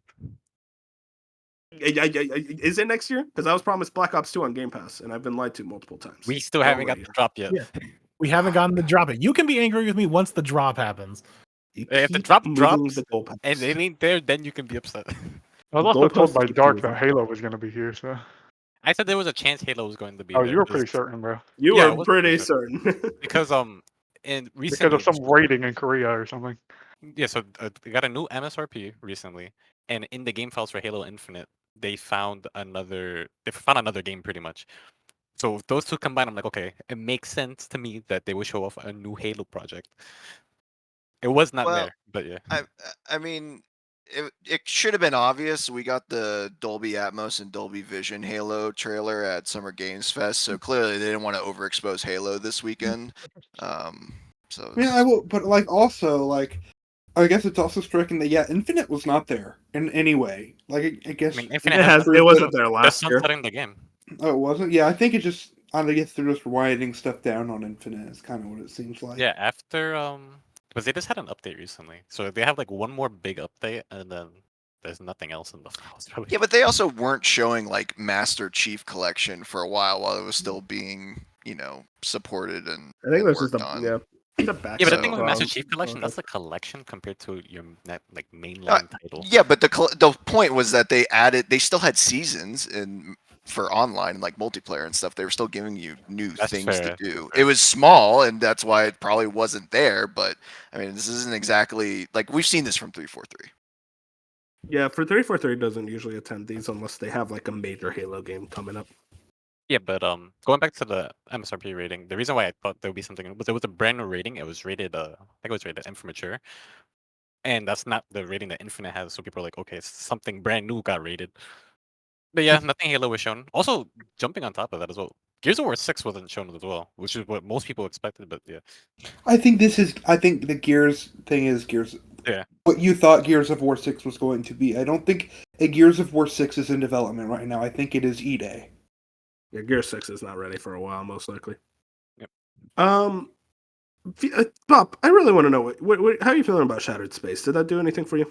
I was hoping you'd bring it up because that was the one where I didn't want to start with it because I'm a little more excited for Flintlock, but I do think that was a great showing for Starfield, and I'm very excited. The second I heard Andrea's voice, I'm like, it's House of Rune. We're getting like a whole deep dive on that as the expansion, just like the rumors kind of in the leaks suggested. So. I'm very excited for that. I thought that was a very good trailer. And even though I am not the biggest like horror, like kind of thriller fan, I will absolutely be playing this expansion. And it was the jolt of energy I think Starfield needed to get me to go back. Because as much as I want to defend it, before and during launch, it was really nice to see the locations of this and be like, oh, that wasn't CGI or not CGI. That wasn't procedurally generated. That looked handcrafted and looked really cool and really brought out the creativity that I think Starfield's trying to invoke. And that makes me very excited, along with the updates later, I think this week or tonight. Today. Yeah, with the Creation Club and these, new bounties and new content there. So I honestly thought that was as good of a showing for Starfield as you could get. I mean, as someone who like dropped Starfield after like 10 to 15 hours, I'm definitely going to go back with I'll start new, but I definitely am going to go back with the launch of the expansion. And I think I'm also, because they're like dropping all these free updates every once in a while, so I'm also expecting some sort of free update along with the expansion, maybe improve a couple more things. So yeah, I'm definitely starting to get that itch a little bit as we draw closer. I still think it was a little weird it did not have a date, but I'm still excited nonetheless.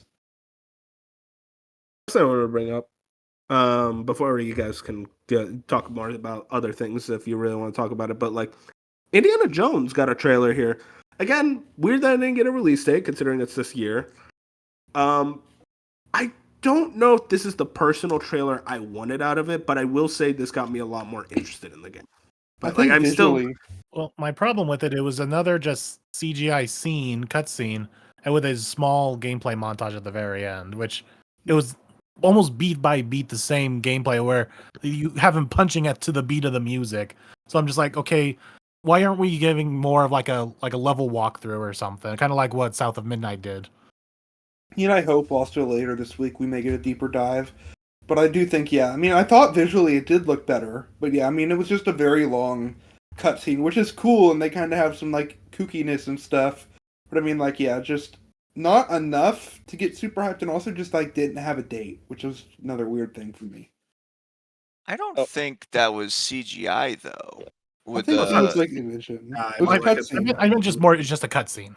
right, Yeah, and I think that's where I'm now starting to change my thought on what this game is. I think this is, Machine Games or, Todd Howard, whoever, like they really are leaning into, the more Sony style. Like I just think Uncharted, really, where it's like we want really big showpiece cutscenes that like moves along the story where you're not controlling anything and you're kind of just watching this big experience.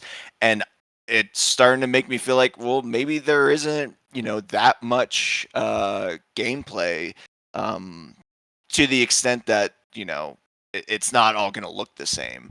I don't know how I feel about that, but I think to me, the fact that the way they made this trailer just makes it seem like, okay, they're really leaning into this being a cinematic experience.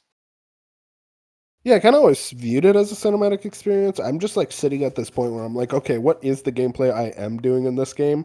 And again, those gameplay snippets just don't immediately grab me the way.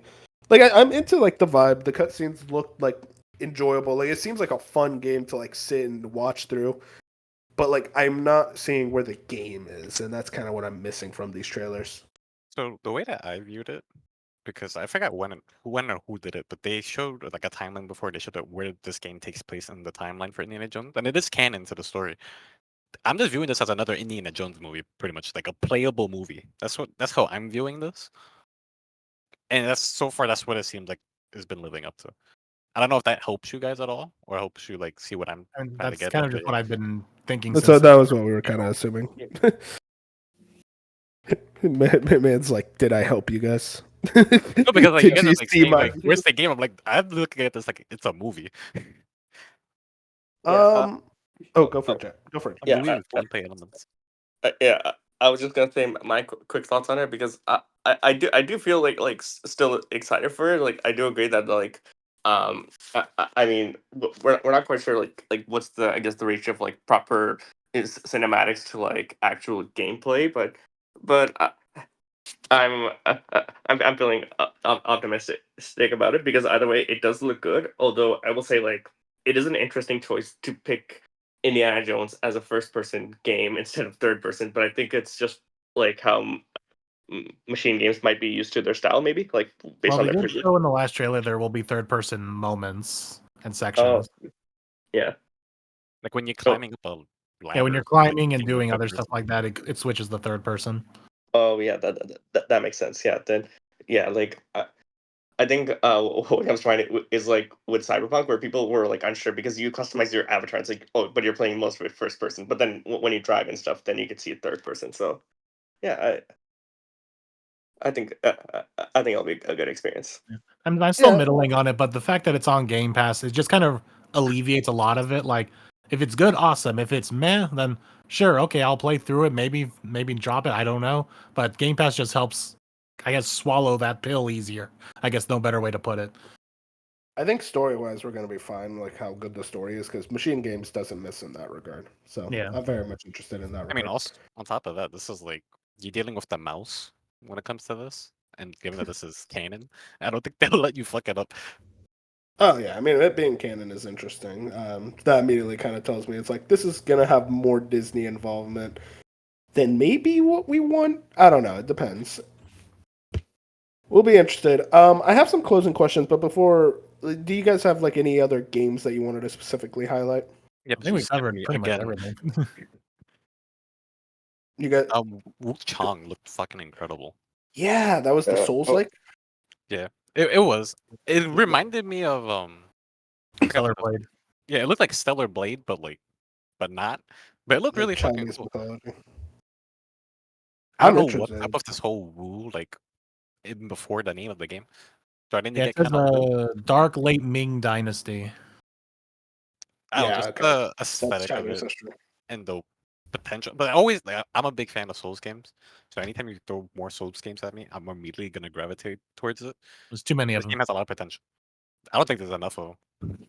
Keep them coming. Where are my regular action RPGs? Like, why do they need to be Souls? You ain't playing them. But Dirk, I mean, I don't know. That's an interesting question. Do you think? Is this like a Souls like that you think is going to be near the top of your list of like the upcoming Souls likes? Because I feel like we got a good amount of them right now. I mean, I'm always down for more, but yeah, just I like the way that the game presented itself, and I feel like it could do enough to stand out, just like how Liza P did. Like Liza P came out of nowhere and it was a big hit. I feel like this has the potential for that, given the mythology and everything. But yeah, we'll see. One We thing will I did see. find really interesting too, Go for I kind of thought that Xbox was starting this trend where maybe they are doing this and they're just not ready yet. Minecraft wasn't here in any shape or form, and to me, what I thought Xbox was doing was that they were using Minecraft but trying it in different genres of games. So I was a little bit disappointed that it wasn't here. But I don't know if they're working on something or not. But yeah, something worth I pointing mean, out. yeah, Minecraft Legends was last year though, so like maybe give it a bit more time and wait a bit. I think Legends was kind of a disappointment for them. It didn't do Yeah, what they Legends wanted to wasn't do. that good, but before that, Minecraft Dungeons wasn't bad at all. Oh yeah, that was great. Yeah, That no, was also I 2020, so I think there is like they need a little bit of a break probably. Yeah, that's there's gonna be like at least like maybe next year we'll see whatever that next one is. If we got no more specific games, you guys Hold want to on, highlight? I got Yeah. something. Oh, go for it. Oh, you can go. You can go. Yeah. I was gonna mention that game Mixtape. I thought that game looked pretty cool. It did kind of remind me of Life is Strange, which is funny because they showed this before actually showing Life is Strange. But yeah, I really like the art style, and yeah, it's just about three homies on a road trip, and they seem like they're actually licensing like music for this game. So I'm excited to listen to the soundtrack for that. That does look sick. I thought it was gosh, Moon, you gotta help me on the name. What, Bloomin' Rage? Is that it? Something Bloom and Rage? Rage, yeah. Yeah, Lots- I thought it was that again, but it was not. we're just getting more of these.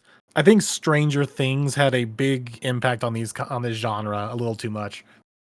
Hey, I'm down Everything for just it. looks like Stranger Things now. But I'm gonna be that guy. I guess I actually want to ask, where was Silk Song? Is it dead? Oh, I was there it wondering. is. There it I is.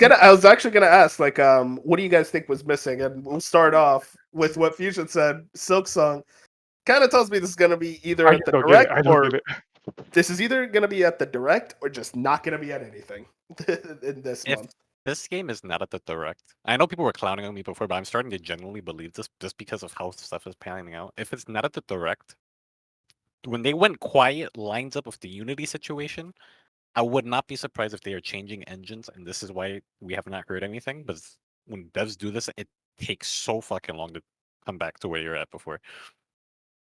I just don't know why it took so long. It's like, what are they doing over there? I mean, like, honestly, Dark, I think you have a point where it's like, I didn't realize it was a Unity game. So, like, maybe Yeah, after this that is whole really good. Unity Yeah, but you guys were debacle. clowning on me before, but like Because it's I was starting to so look I believe more it. like. clowning on you. Look, I was not clowning on you. Situation I was didn't clowning apply on him, to and I still existing don't games. believe that. I Yeah, think I it's at the Generally want direct. this game to come out. I'm not like I know but I do like Hollow Knight. I want this game to come out. I'm really hoping it's at the direct. But if not, for the love of God, just say what is happening with this game. And I I think cannot be going this quiet that's for the this real long. thing. That's my Yeah, bigger like, issue here. Is we went through, like, we just assumed. Oh, for one, it gets rated in like 7 different countries in the last month, and then like they're getting into their Kickstarter. There's so many things behind the scenes where you're like, oh, Summer Game Fest or Xbox, like it's happening. And then the fact that they're not at Summer Game Fest, okay, like that's not like out of the ordinary. Then it's not here today at Xbox, which is like, okay, that's a little weirder because last time we saw it was in an Xbox event 2 years ago. And now we're moving on already to a Nintendo Direct. Like, we can't keep pushing this back to the next event. At some point, Team Cherry has to say something. And I've been a defender of like, they don't have to say anything. They can just sit in their silence. Like, they don't owe us anything. But at some point, you have to speak because every event is going by and you're still saying this game is this year. And like, it's just not anywhere. Like, it's just been, you guys haven't tweeted out since 2019. A single tweet on Team Cherry's Twitter hasn't been active since 2019. What are you guys doing? I know it's 3 human beings and it's hard to make a video game. And I'm sure this game is gigantic and out of way bigger than they wanted it to be and all this other stuff. And they're trying to get it perfect. But at least some update at all. Like, it's been since last year that we got an update. It's been over a year and they're just sitting in silence. And at one point, this game was supposed to come out in 2021. And then at one point, it was supposed to come out in 2022. Then they said, oh, we're delayed to like 2023. And now it's 2024. And it's just like, where is it? How many times can you delay it? It's like the only times they break their silence is to say, hey, the game isn't coming. Can we get like a, hey, this game is coming tweet or something? Like, can we get something positive out of the studio? Yeah, I think that's really what's missing is that all you need to do is log into your Twitter account for the first time, unless someone forgot the password. We're gonna say like they forgot the password.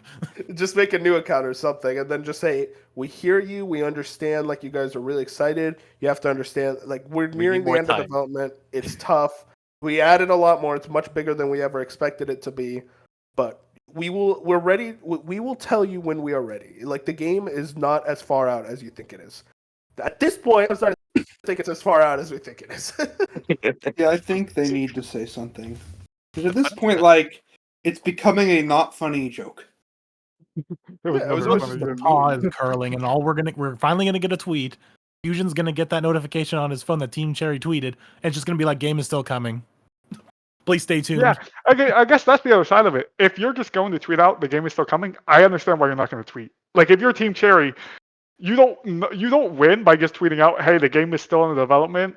Look out!" Like because most people, like I still believe it's fully in development. Like I'm not scared the game was canceled. I'm scared the game's going to somehow not be this year, just like how it wasn't last year and the year before. Like I think the next time they tweet or the next time they talk, they have to have a release date or at least a release window, and that's just why they're not talking.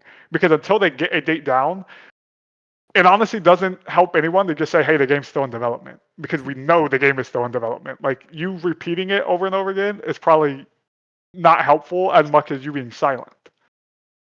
Yeah, it was. I think back to Fusion, your point earlier. Like we saw the store pages go up. Yeah. And Xbox people were retweeting it. Exactly. That's what I was going to bring up is that Xbox people were retweeting it, and it's like, okay, clearly they're talking to them, and something is like manifesting. But yeah, what is what is the strategy here? And I was definitely because I've been very much of the mindset that like. Yeah, every time there's a direct, every time there's a showcase, every time TGA Game Awards, Summer Games Fest, Gamescom, I'm like, it's not going to be there. I've been very like consistent with that, and then after the store page listing, I'm like, oh, it's got to be here. And the fact that it's not was like the first time for me in a while where I'm like, yeah, what is going on? So I want to add to that. I think it was last night or the day before. Jason Schreier came out because people were asking. And when it came to Silksong, he said, I no longer believe it's going to be at the Xbox showcase. He said, I got some information. I don't think it'll be there, sadly. That information, who knows what that is? I'm hoping that it's at the Nintendo Direct. If not, that game is cooked. It's our last bastion. And the thing to back it up is Jeff Keighley a week ago said it wasn't at Summer Game Fest, and he said the game is still a ways out.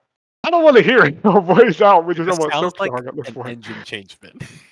I just like I mean I understand where you're coming from with that, Dark, but it's like has any other major there hasn't been like a single. Yeah, like that. I don't know. That just seems like a lot of. And the Unity stuff got solved so quickly.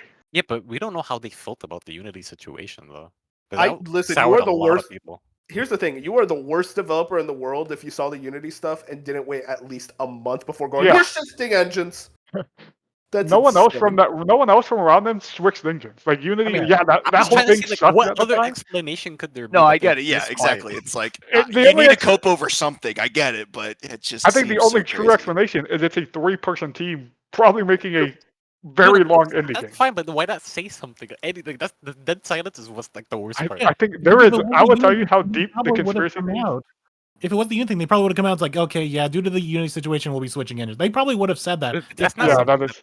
that's not really something that does come out and say though. They You, just I don't. You would I don't definitely think say you would it. have to. Well, your game's gonna come out and look completely different or look not the same I as you brought up saw Jason before. Schreier because if something crazy did happen and it's not shown at the direct, Schreier's gonna talk about whatever he found out, and we're gonna learn about what happened with The this game. studio was closed 3 years ago. There's a Gross stuff. conspiracy on Source on Reddit right now that the 3 members of the team passed away, and they're just trying to hide that they're never having this game come out because they haven't spoken. We have not seen or talked to one of the 3 main devs in 2 or 3 years. The only person that has ever talked about Silksong is their like PR manager who has tweeted out randomly, "Hey, it's still on track," or "Hey, it's still this year." He's done that a few times this year, but an actual dev on the team had not spoken in over 2 years. It's like, where's the devs at? Are they hiding? At this point, get like a 4th guy at least. Come on. You know, just hire a 4th dude, get in We've there. gone from being worried about if the game's coming out to worrying about the dev safety. Yeah, that's crazy. It is funny. I just saw this. Apparently, Hollow Knight's Kickstarter, it funded the second playable character, aka Silksong, back when the game was first funded in 2014. So this has been in the works for a while. It seems. Now, granted, that was like originally gonna just be a second playable character, like DLC, and it just expanded and expanded. But I like to a point where it's like, why expand the game so much if you just can't get it out? They're gonna come out and they're gonna release 2 games at once. So Yeah, really. and then the second game after. That would I be mean- insane. But also too, there was that what was it, the Nintendo like free play Hollow Knight days? Yeah, that Wasn't thing that Yeah. the other What? thing that like really sparked the flame? Literally, all the signs were pointing at something. I mean, hey, that's Maybe something. Could Nintendo be the got it. direct. 'Cause Why not? somebody knows what's going on, and they told Schreier. So The game was first revealed at a indie world.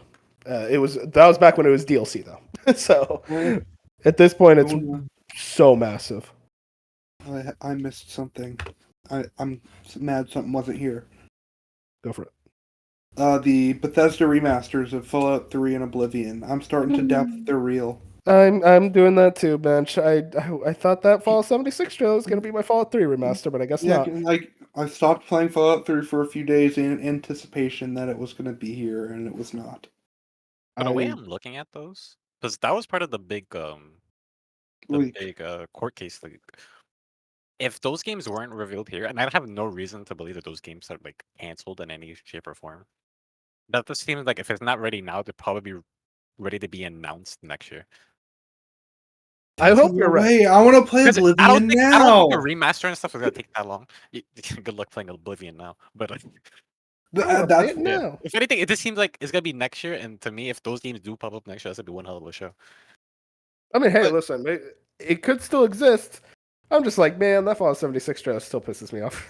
I really thought that was. You're the getting a case. full new area in the game From that that will. leak, actually. Oh, First map joyously. expansion. But that leak had a lot of stuff. What I care was about the- 76 Bench. were You're those gonna the be able to play as a ghoul. I do think though, kind of bringing it back a little bit. This was kind of what I was hinting at on my like top overview of thoughts is that we saw a lot of Bethesda today. We saw Doom, 76, ESO, indie? Tango. Indie, where it's like we saw a lot of Bethesda, and I Get the think at Fallout some TV point, show. Yeah, let them breathe, bro. at some point, I think you have to like cut certain things, or maybe certain things aren't ready where it's like you don't need to show it today. And I think it's just one of those things now where Xbox is kind of treaded into a territory that Nintendo always seems to be in, where it's like there are so many things that people have heard about or are interested in, and it's so wide in the net that they cast that you can't always please everyone because they don't have enough time to like show everything, and so some people are going to end up like disappointed. But it doesn't necessarily mean that it doesn't exist or it isn't coming. We know that Oblivion is planned to be remade, but for Fallout 3, they can easily just remaster that and then shadow drop it. Sure. I do think you're onto something where they're at the point where they're going to be very picky. Like, they're obviously going to have like the big hitters, like the Call of Duty, the Gears of War, But then when it comes to like something just the next level down, they're gonna only be showing off stuff that is like maybe like by the time we get to the next showcase next year. Or developer direct. Or They play developer nice with direct. TGA. They have so many things that they show up on nowadays that it's like you have a show at the beginning of the year, you have a show in the middle of the year, you show up at TGA, you show up at what was it, the Japanese thing? Tokyo Game Show. TGS, yeah. TGS. We have so many different shows now. Also, in terms of Fallout, it's possible they purposely didn't show it so that they can show it with the next season of the TV show. And given if you see how that show Good ends, show. it would make sense if they do something like that marketing wise. Yeah, but the show's not coming out for like probably 2 years now. I don't know. They seem pretty adamant on wanting to get They it can out haven't even next started year. filming. A year and a half. Yeah, it's like a Man, year and a half I'm- to 2 years away. But yeah, these Bethesda remasters, they're gonna be my Silk Song. Every show. Are they here?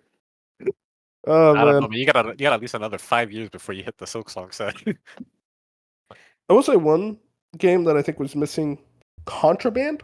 I'm beginning to think that game just doesn't exist anymore. we've reached a very like listen, man, I love Avalanche, but like just recently we Didn't heard they that just lay people off?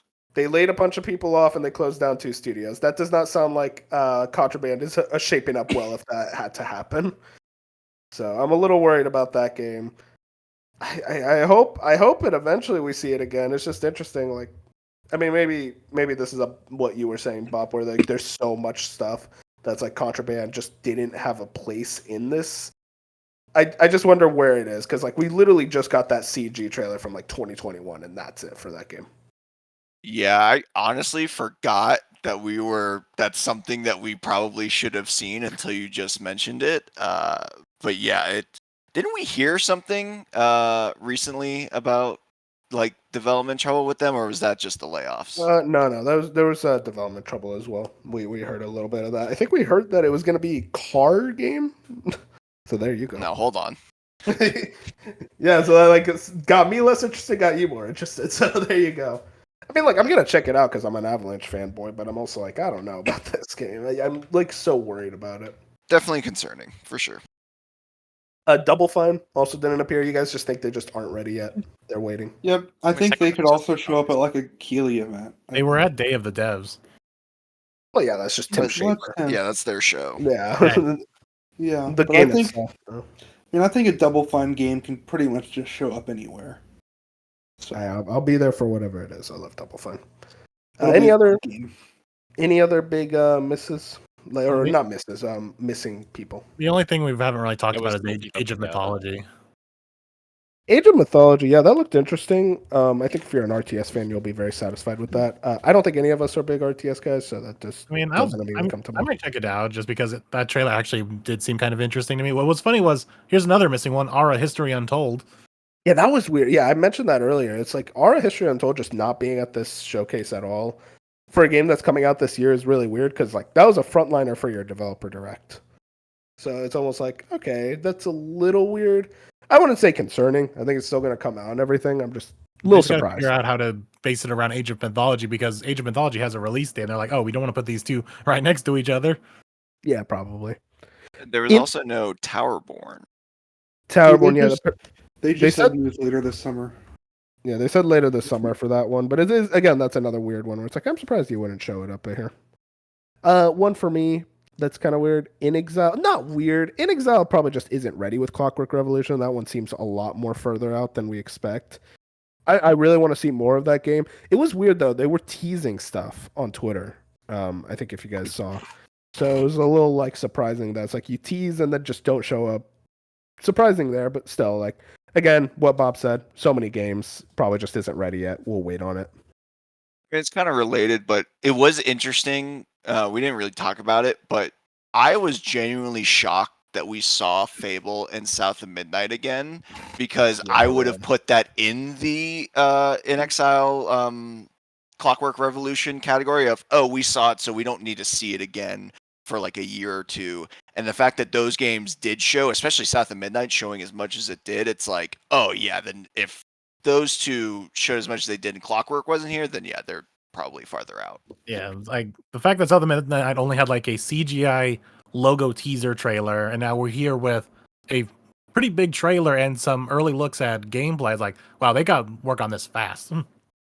One thing, if I say about South of Midnight, I don't. For one, I don't know how that was Minch's low light, but for two, it's actually crazy.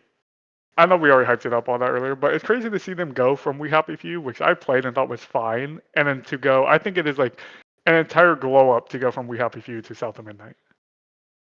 Yeah, no, the difference in like quality, just from a graphical like art style standpoint, is very that much there. That's definitely a studio where you see, hey, Xbox got them, like with right around. I think it was after they put out We Happy Few, or maybe right before they put out We Happy Few. Year after. Yeah, where they were like, now you can see Xbox money like going toward their project, and that's something we wanted from Xbox for a long time. Was where it's like, hey, you have so much money, go get these little guys, give them some money, and help them out. And that's exactly what I think South of Midnight is. And State of Decay 3. I hope. Graham, I wish we saw more of State of Decay 3, but I thought the gameplay from the little snippets we saw I thought visually looked way more impressive than State of Decay 2. And it's like, I'm hoping all that Microsoft money can go into those projects and be like, hey, you're finally backed by a big publisher. Let's put out something that like feels really good. For sure, for sure. Couple more, just like not here's Ninja Theory expected. They just released a game. Everwild. I'm starting to think that game is for sure canceled now. Yeah. The game does not exist. I mean, like the creative director left. They literally the last time we saw it, the person went, "We don't even know what this game is." So I'm like, well, that's not a good sign of personally. And it's been a few years now where we even saw the game. So I'm just like, that I game think is cooked. At some point you have to have the smarts to say, hey, this isn't working out, let's move on to something else. And I think it's something they honestly probably should learn. So hopefully they do that with Everwild. Bob, are you surprised by no Forza, or it makes sense? I think it makes sense in the fact that Playground, I know it's a different team, but or it should be a different team than Fable, but I think there is going to be a more noticeable gap because that team, the Fable team, was so used to pumping that out that they probably have to. There's probably some readjusting and some game dev behind the scene things where it's like, this is not going to be as consistent of a release as it used to be, and please be patient, kind of thing. Well, everyone loved Motorsports, so they can ride that high for a while. Yeah, and it's still being updated. Mm-hmm. Not really that much, but it's still receiving some attention. I did hear that next Horizon game is supposed to be in Tokyo, which that sounds a lot more interesting. They've been saying that for years, though. It's like Assassin's Creed. Everyone's like, "Oh, when are you going to Japan? When are you going to Japan?" It's like, come on. This is the time. This is the time, man. I mean, listen, I'm just saying, okay, can I be real? They wasted one of the Horizons by going to Britain. Nobody wants to go to Britain. I agree. I did not like That was 4 because weird. I thought the setting kind of sucked. Mexico was cool, though. That was a cool vibe. I do. Anything else missing for you guys, or am I good to move on? Move on. All right, let's move on. One thing that we haven't even mentioned at all, they showed new hardware. Kind of. 2 terabyte Xbox Series X and an all digital Series X. I don't know why the all digital Series X exists personally, because it's just like, if you don't want to use the disk drive, just don't use it. But sure, whatever. Like, they were quick about it. They didn't treat it like some big deal, so it's hard for me to really give a shit. And the 2 terabyte, that was actually cool. I think the 2 terabytes being $600 is a little whack. $600? I mean, it's more storage, so It's also been 4 expensive. years since the console launched, though. Not a Yes, single human okay. is going to buy that console, by the way. Like, I think if it's just a store, like the PS5 Pro is going to be $600 and have a power increase and have probably some sort of storage increase. And there's no way that is 2 terabytes. There's no way the Pro is 2 terabytes. I mean, yeah, but no one cares. probably No one's not, going to care about the 2 terabyte versus power. Well, No, yeah, I agree, but I'm just saying it's going to be $600 for other reasons. Oh yeah, And it's also a special edition, so I still think. Oh, the maybe Xbox take the is a hit special little bit. edition. I don't know. yeah, it's. I thought that was like they were just putting out. Colors on it. It's there's like stars, like green little speck like stars on it. The bottom's green, and then the controller is a different color layout. I still think it's probably. I just don't see the. Why would I buy that?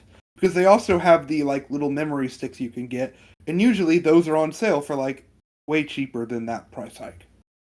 I think it's definitely weird in the fact that we saw them kind of transition to those wraps, like for Starfield, and now they're back to making special editions. Like that was, and it's not even for a specific game; it's just an Xbox special edition. I think I agree with you on that, where it's like, okay, yeah, wait, why are we doing that?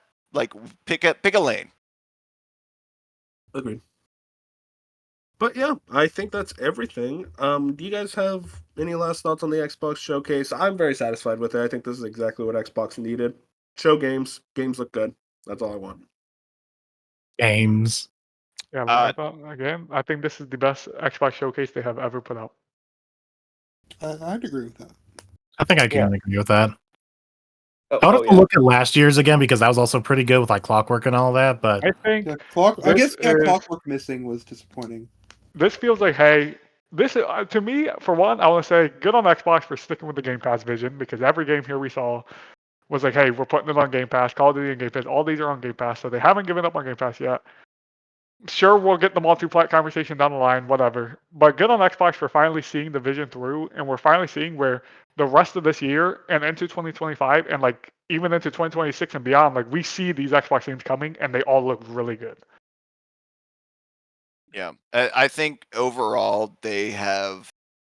You know, we used to really harp on them for how they present it. I mean, they've had their troubles, right? In 2022, the like, hey, it's all coming out in 6 months. Like they tried redoing, their vision or their focus or how they present these showcases. And I think we're finally like between this year and last year, we're in a very consistent spot where I think also too it helps when your competition, as far as like Sony only having a state of play, Summer Games Fest being noticeably weaker. I think the consistency shines here, where it's like, oh no, this was another really good showcase.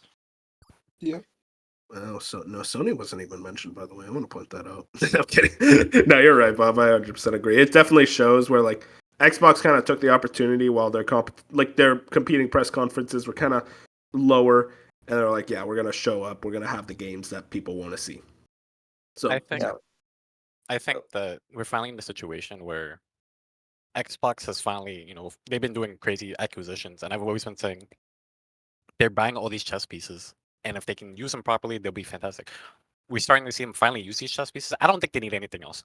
After this showcase, I'm pretty convinced they have so much shit now underneath their belt. You do not need to go out and buy another publisher or anything else like that.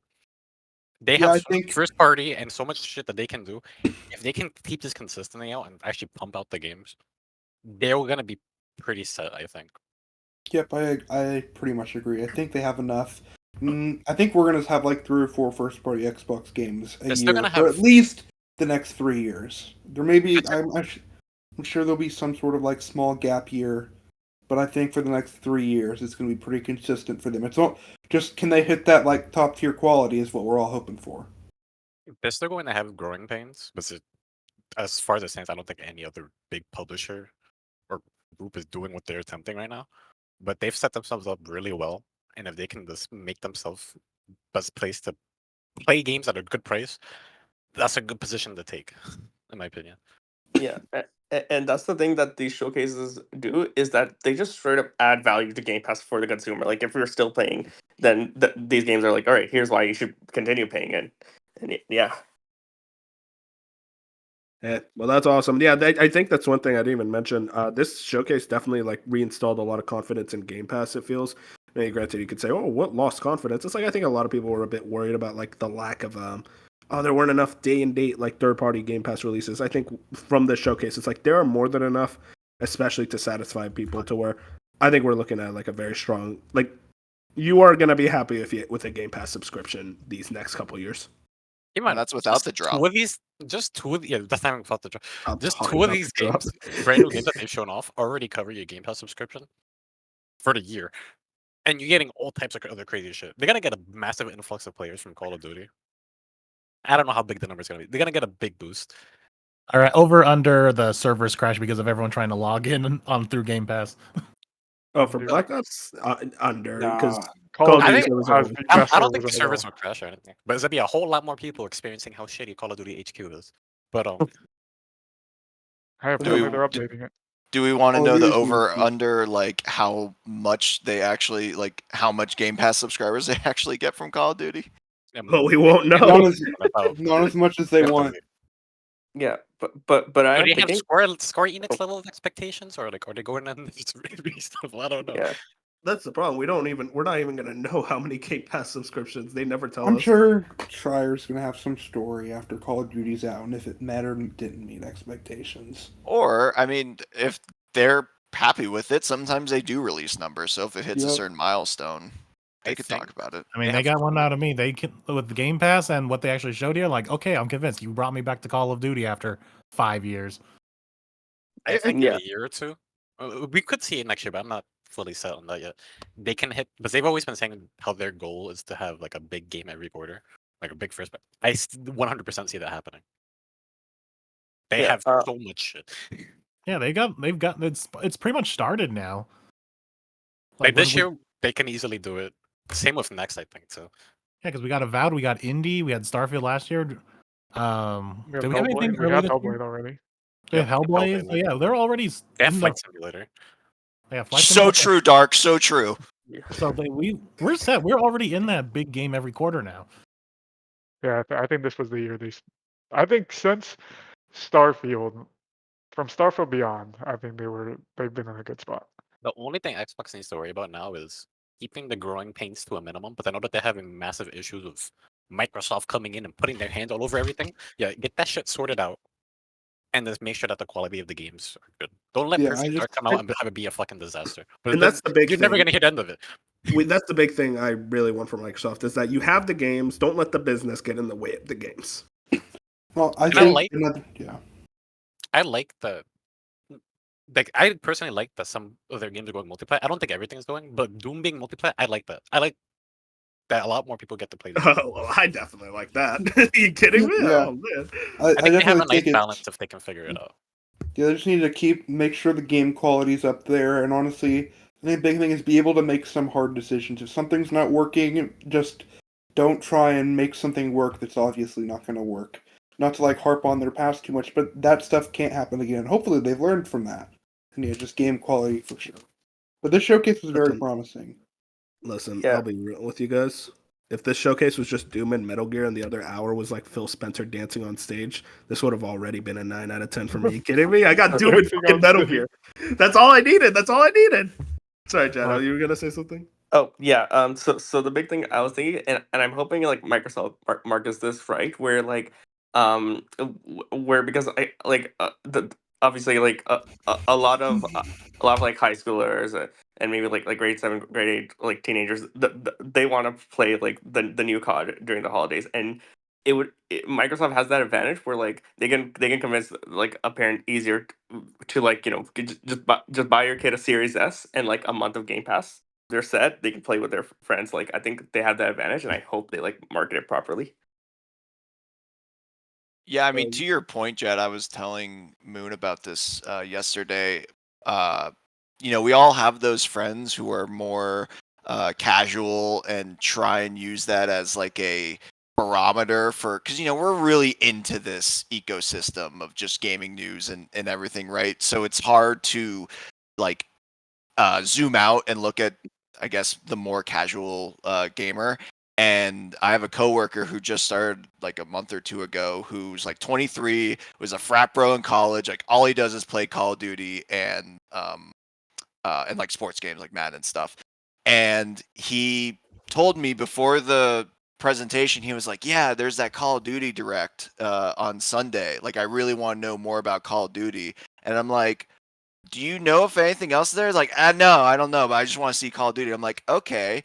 And he goes, "Yeah, like I saw the announcement for it, and I'm gonna buy a Series X." And I'm like, "Oh, well, what'd you have before?" And he said, "Oh, I had a PlayStation 4." And I'm like, "Wait, what? You're going from a PlayStation 4 to an Xbox?" So I know that's not representative of the whole, but it is interesting. Propaganda. It's interesting to see it, like if marketing rights or just like game, like he didn't even know that like Call of Duty was in Game Pass, and I was telling him about Game Pass, and he's like, "Oh, well, that just seems easy because I'll get like all of these different things." So I think there could be momentum to be built off of that if they do it properly, like Jed said.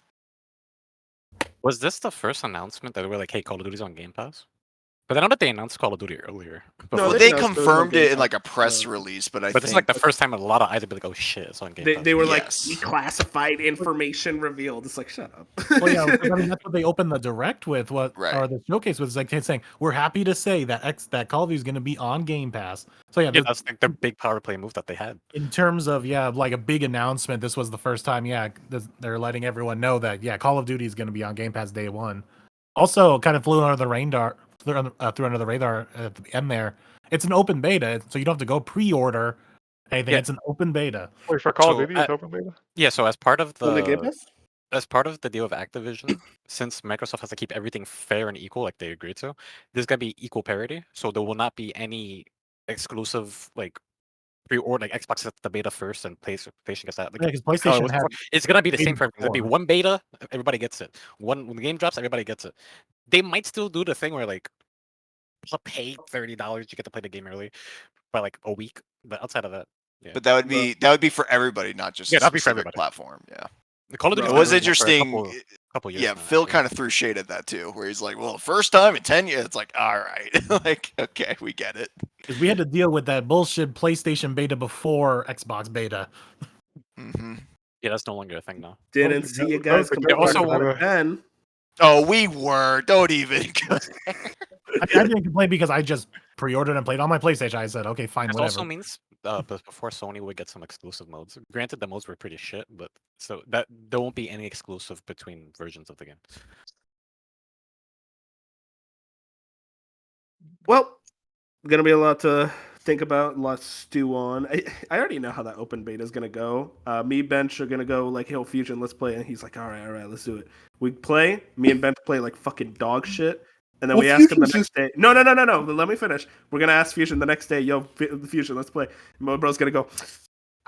Well, I'm busy today. You Not know? true. Well, I just feel Wolf, like you're you're disappointed in our skills. you're underestimating that Fusion is just never going to play with us in the first place. Like he's just That's true. not going to That's show true. up. He never plays I'll- games with us. I'm gonna take the Slice of Gaming crew through the zombies experience and let you show Is you guys the it- joys is of how good zombies is. Round-based Zombies is zombies. shit. It's crossplay, right? Because I'm going to buy it on Yeah, PlayStation it's 5. crossplay. Zombies is Cool. fucking incredible. Have they shown the box art? Is it just the guy? Yes. It's just the guy. Yeah, just the guy. Okay. Yes, and you- And we will be playing. I like how everybody just knows what the guy is. It's just Mr. a Ops guy. himself. It's Ops. Mr. All Ops. right. Well, that's our Xbox showcase reaction, I guess you could call it. I had a fun time. We all had a fun time, I hope, unless like fucking Jat was falling asleep. I don't know. but, Like Strange saved it That's a for busy him. guy. Yeah. but I'm glad you guys all enjoyed it. Check us out, Slice of Gaming podcast this Friday, where we're actually going to be recapping, or no, this Saturday, we'll be recapping the Ubisoft Forward presentation. Then, what are hype levels on that? You guys feeling good about it? I'm at like a 10. Like a Is 10. Ubisoft or probably a 7. I'll say For the 8. Ubisoft show? Well, probably like Yeah. a 7. Yeah, I'm sitting at like a 6, but I'm interested I'd to say see. if they 10. can do What the fuck? it. Bench is a 10 for every presentation. I He really- respect Yeah. it. Hey, he You should- wants to see Assassin's Creed. And My Fusion, word's guess back. what? We're going to be marching back here next Saturday, and they're going to look like clowns after Dragon Age is the True, gameplay. dude, true. Shout out BioWare Tuesday. We're back. Bioware's like Dragon Age loud. showcase looks like ass. You will never hear the fucking end. If it looks bad, I'm not showing up. Bro's like, I'm not even showing up. No, that's not happening. And who cares? Because Metal Gear Solid is on Tuesday. That's all I True, they need. don't do Monday and I don't Tuesday. The care, I got E3 Metal vibes aren't Gear. over yet. What's Like, that E3 is Wednesday? not The over. Nintendo Direct? That's what I'm hearing. Not the Direct's probably like in the next week or two. Nintendo really. usually likes to kind of be. Silk a bit Song's more coming public. out June.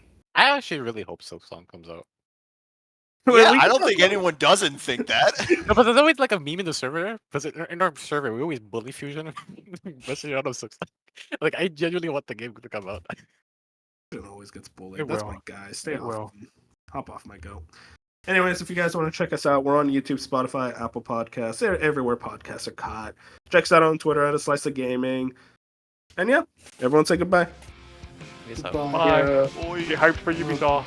Get hyped for The Doom. op- self-business. About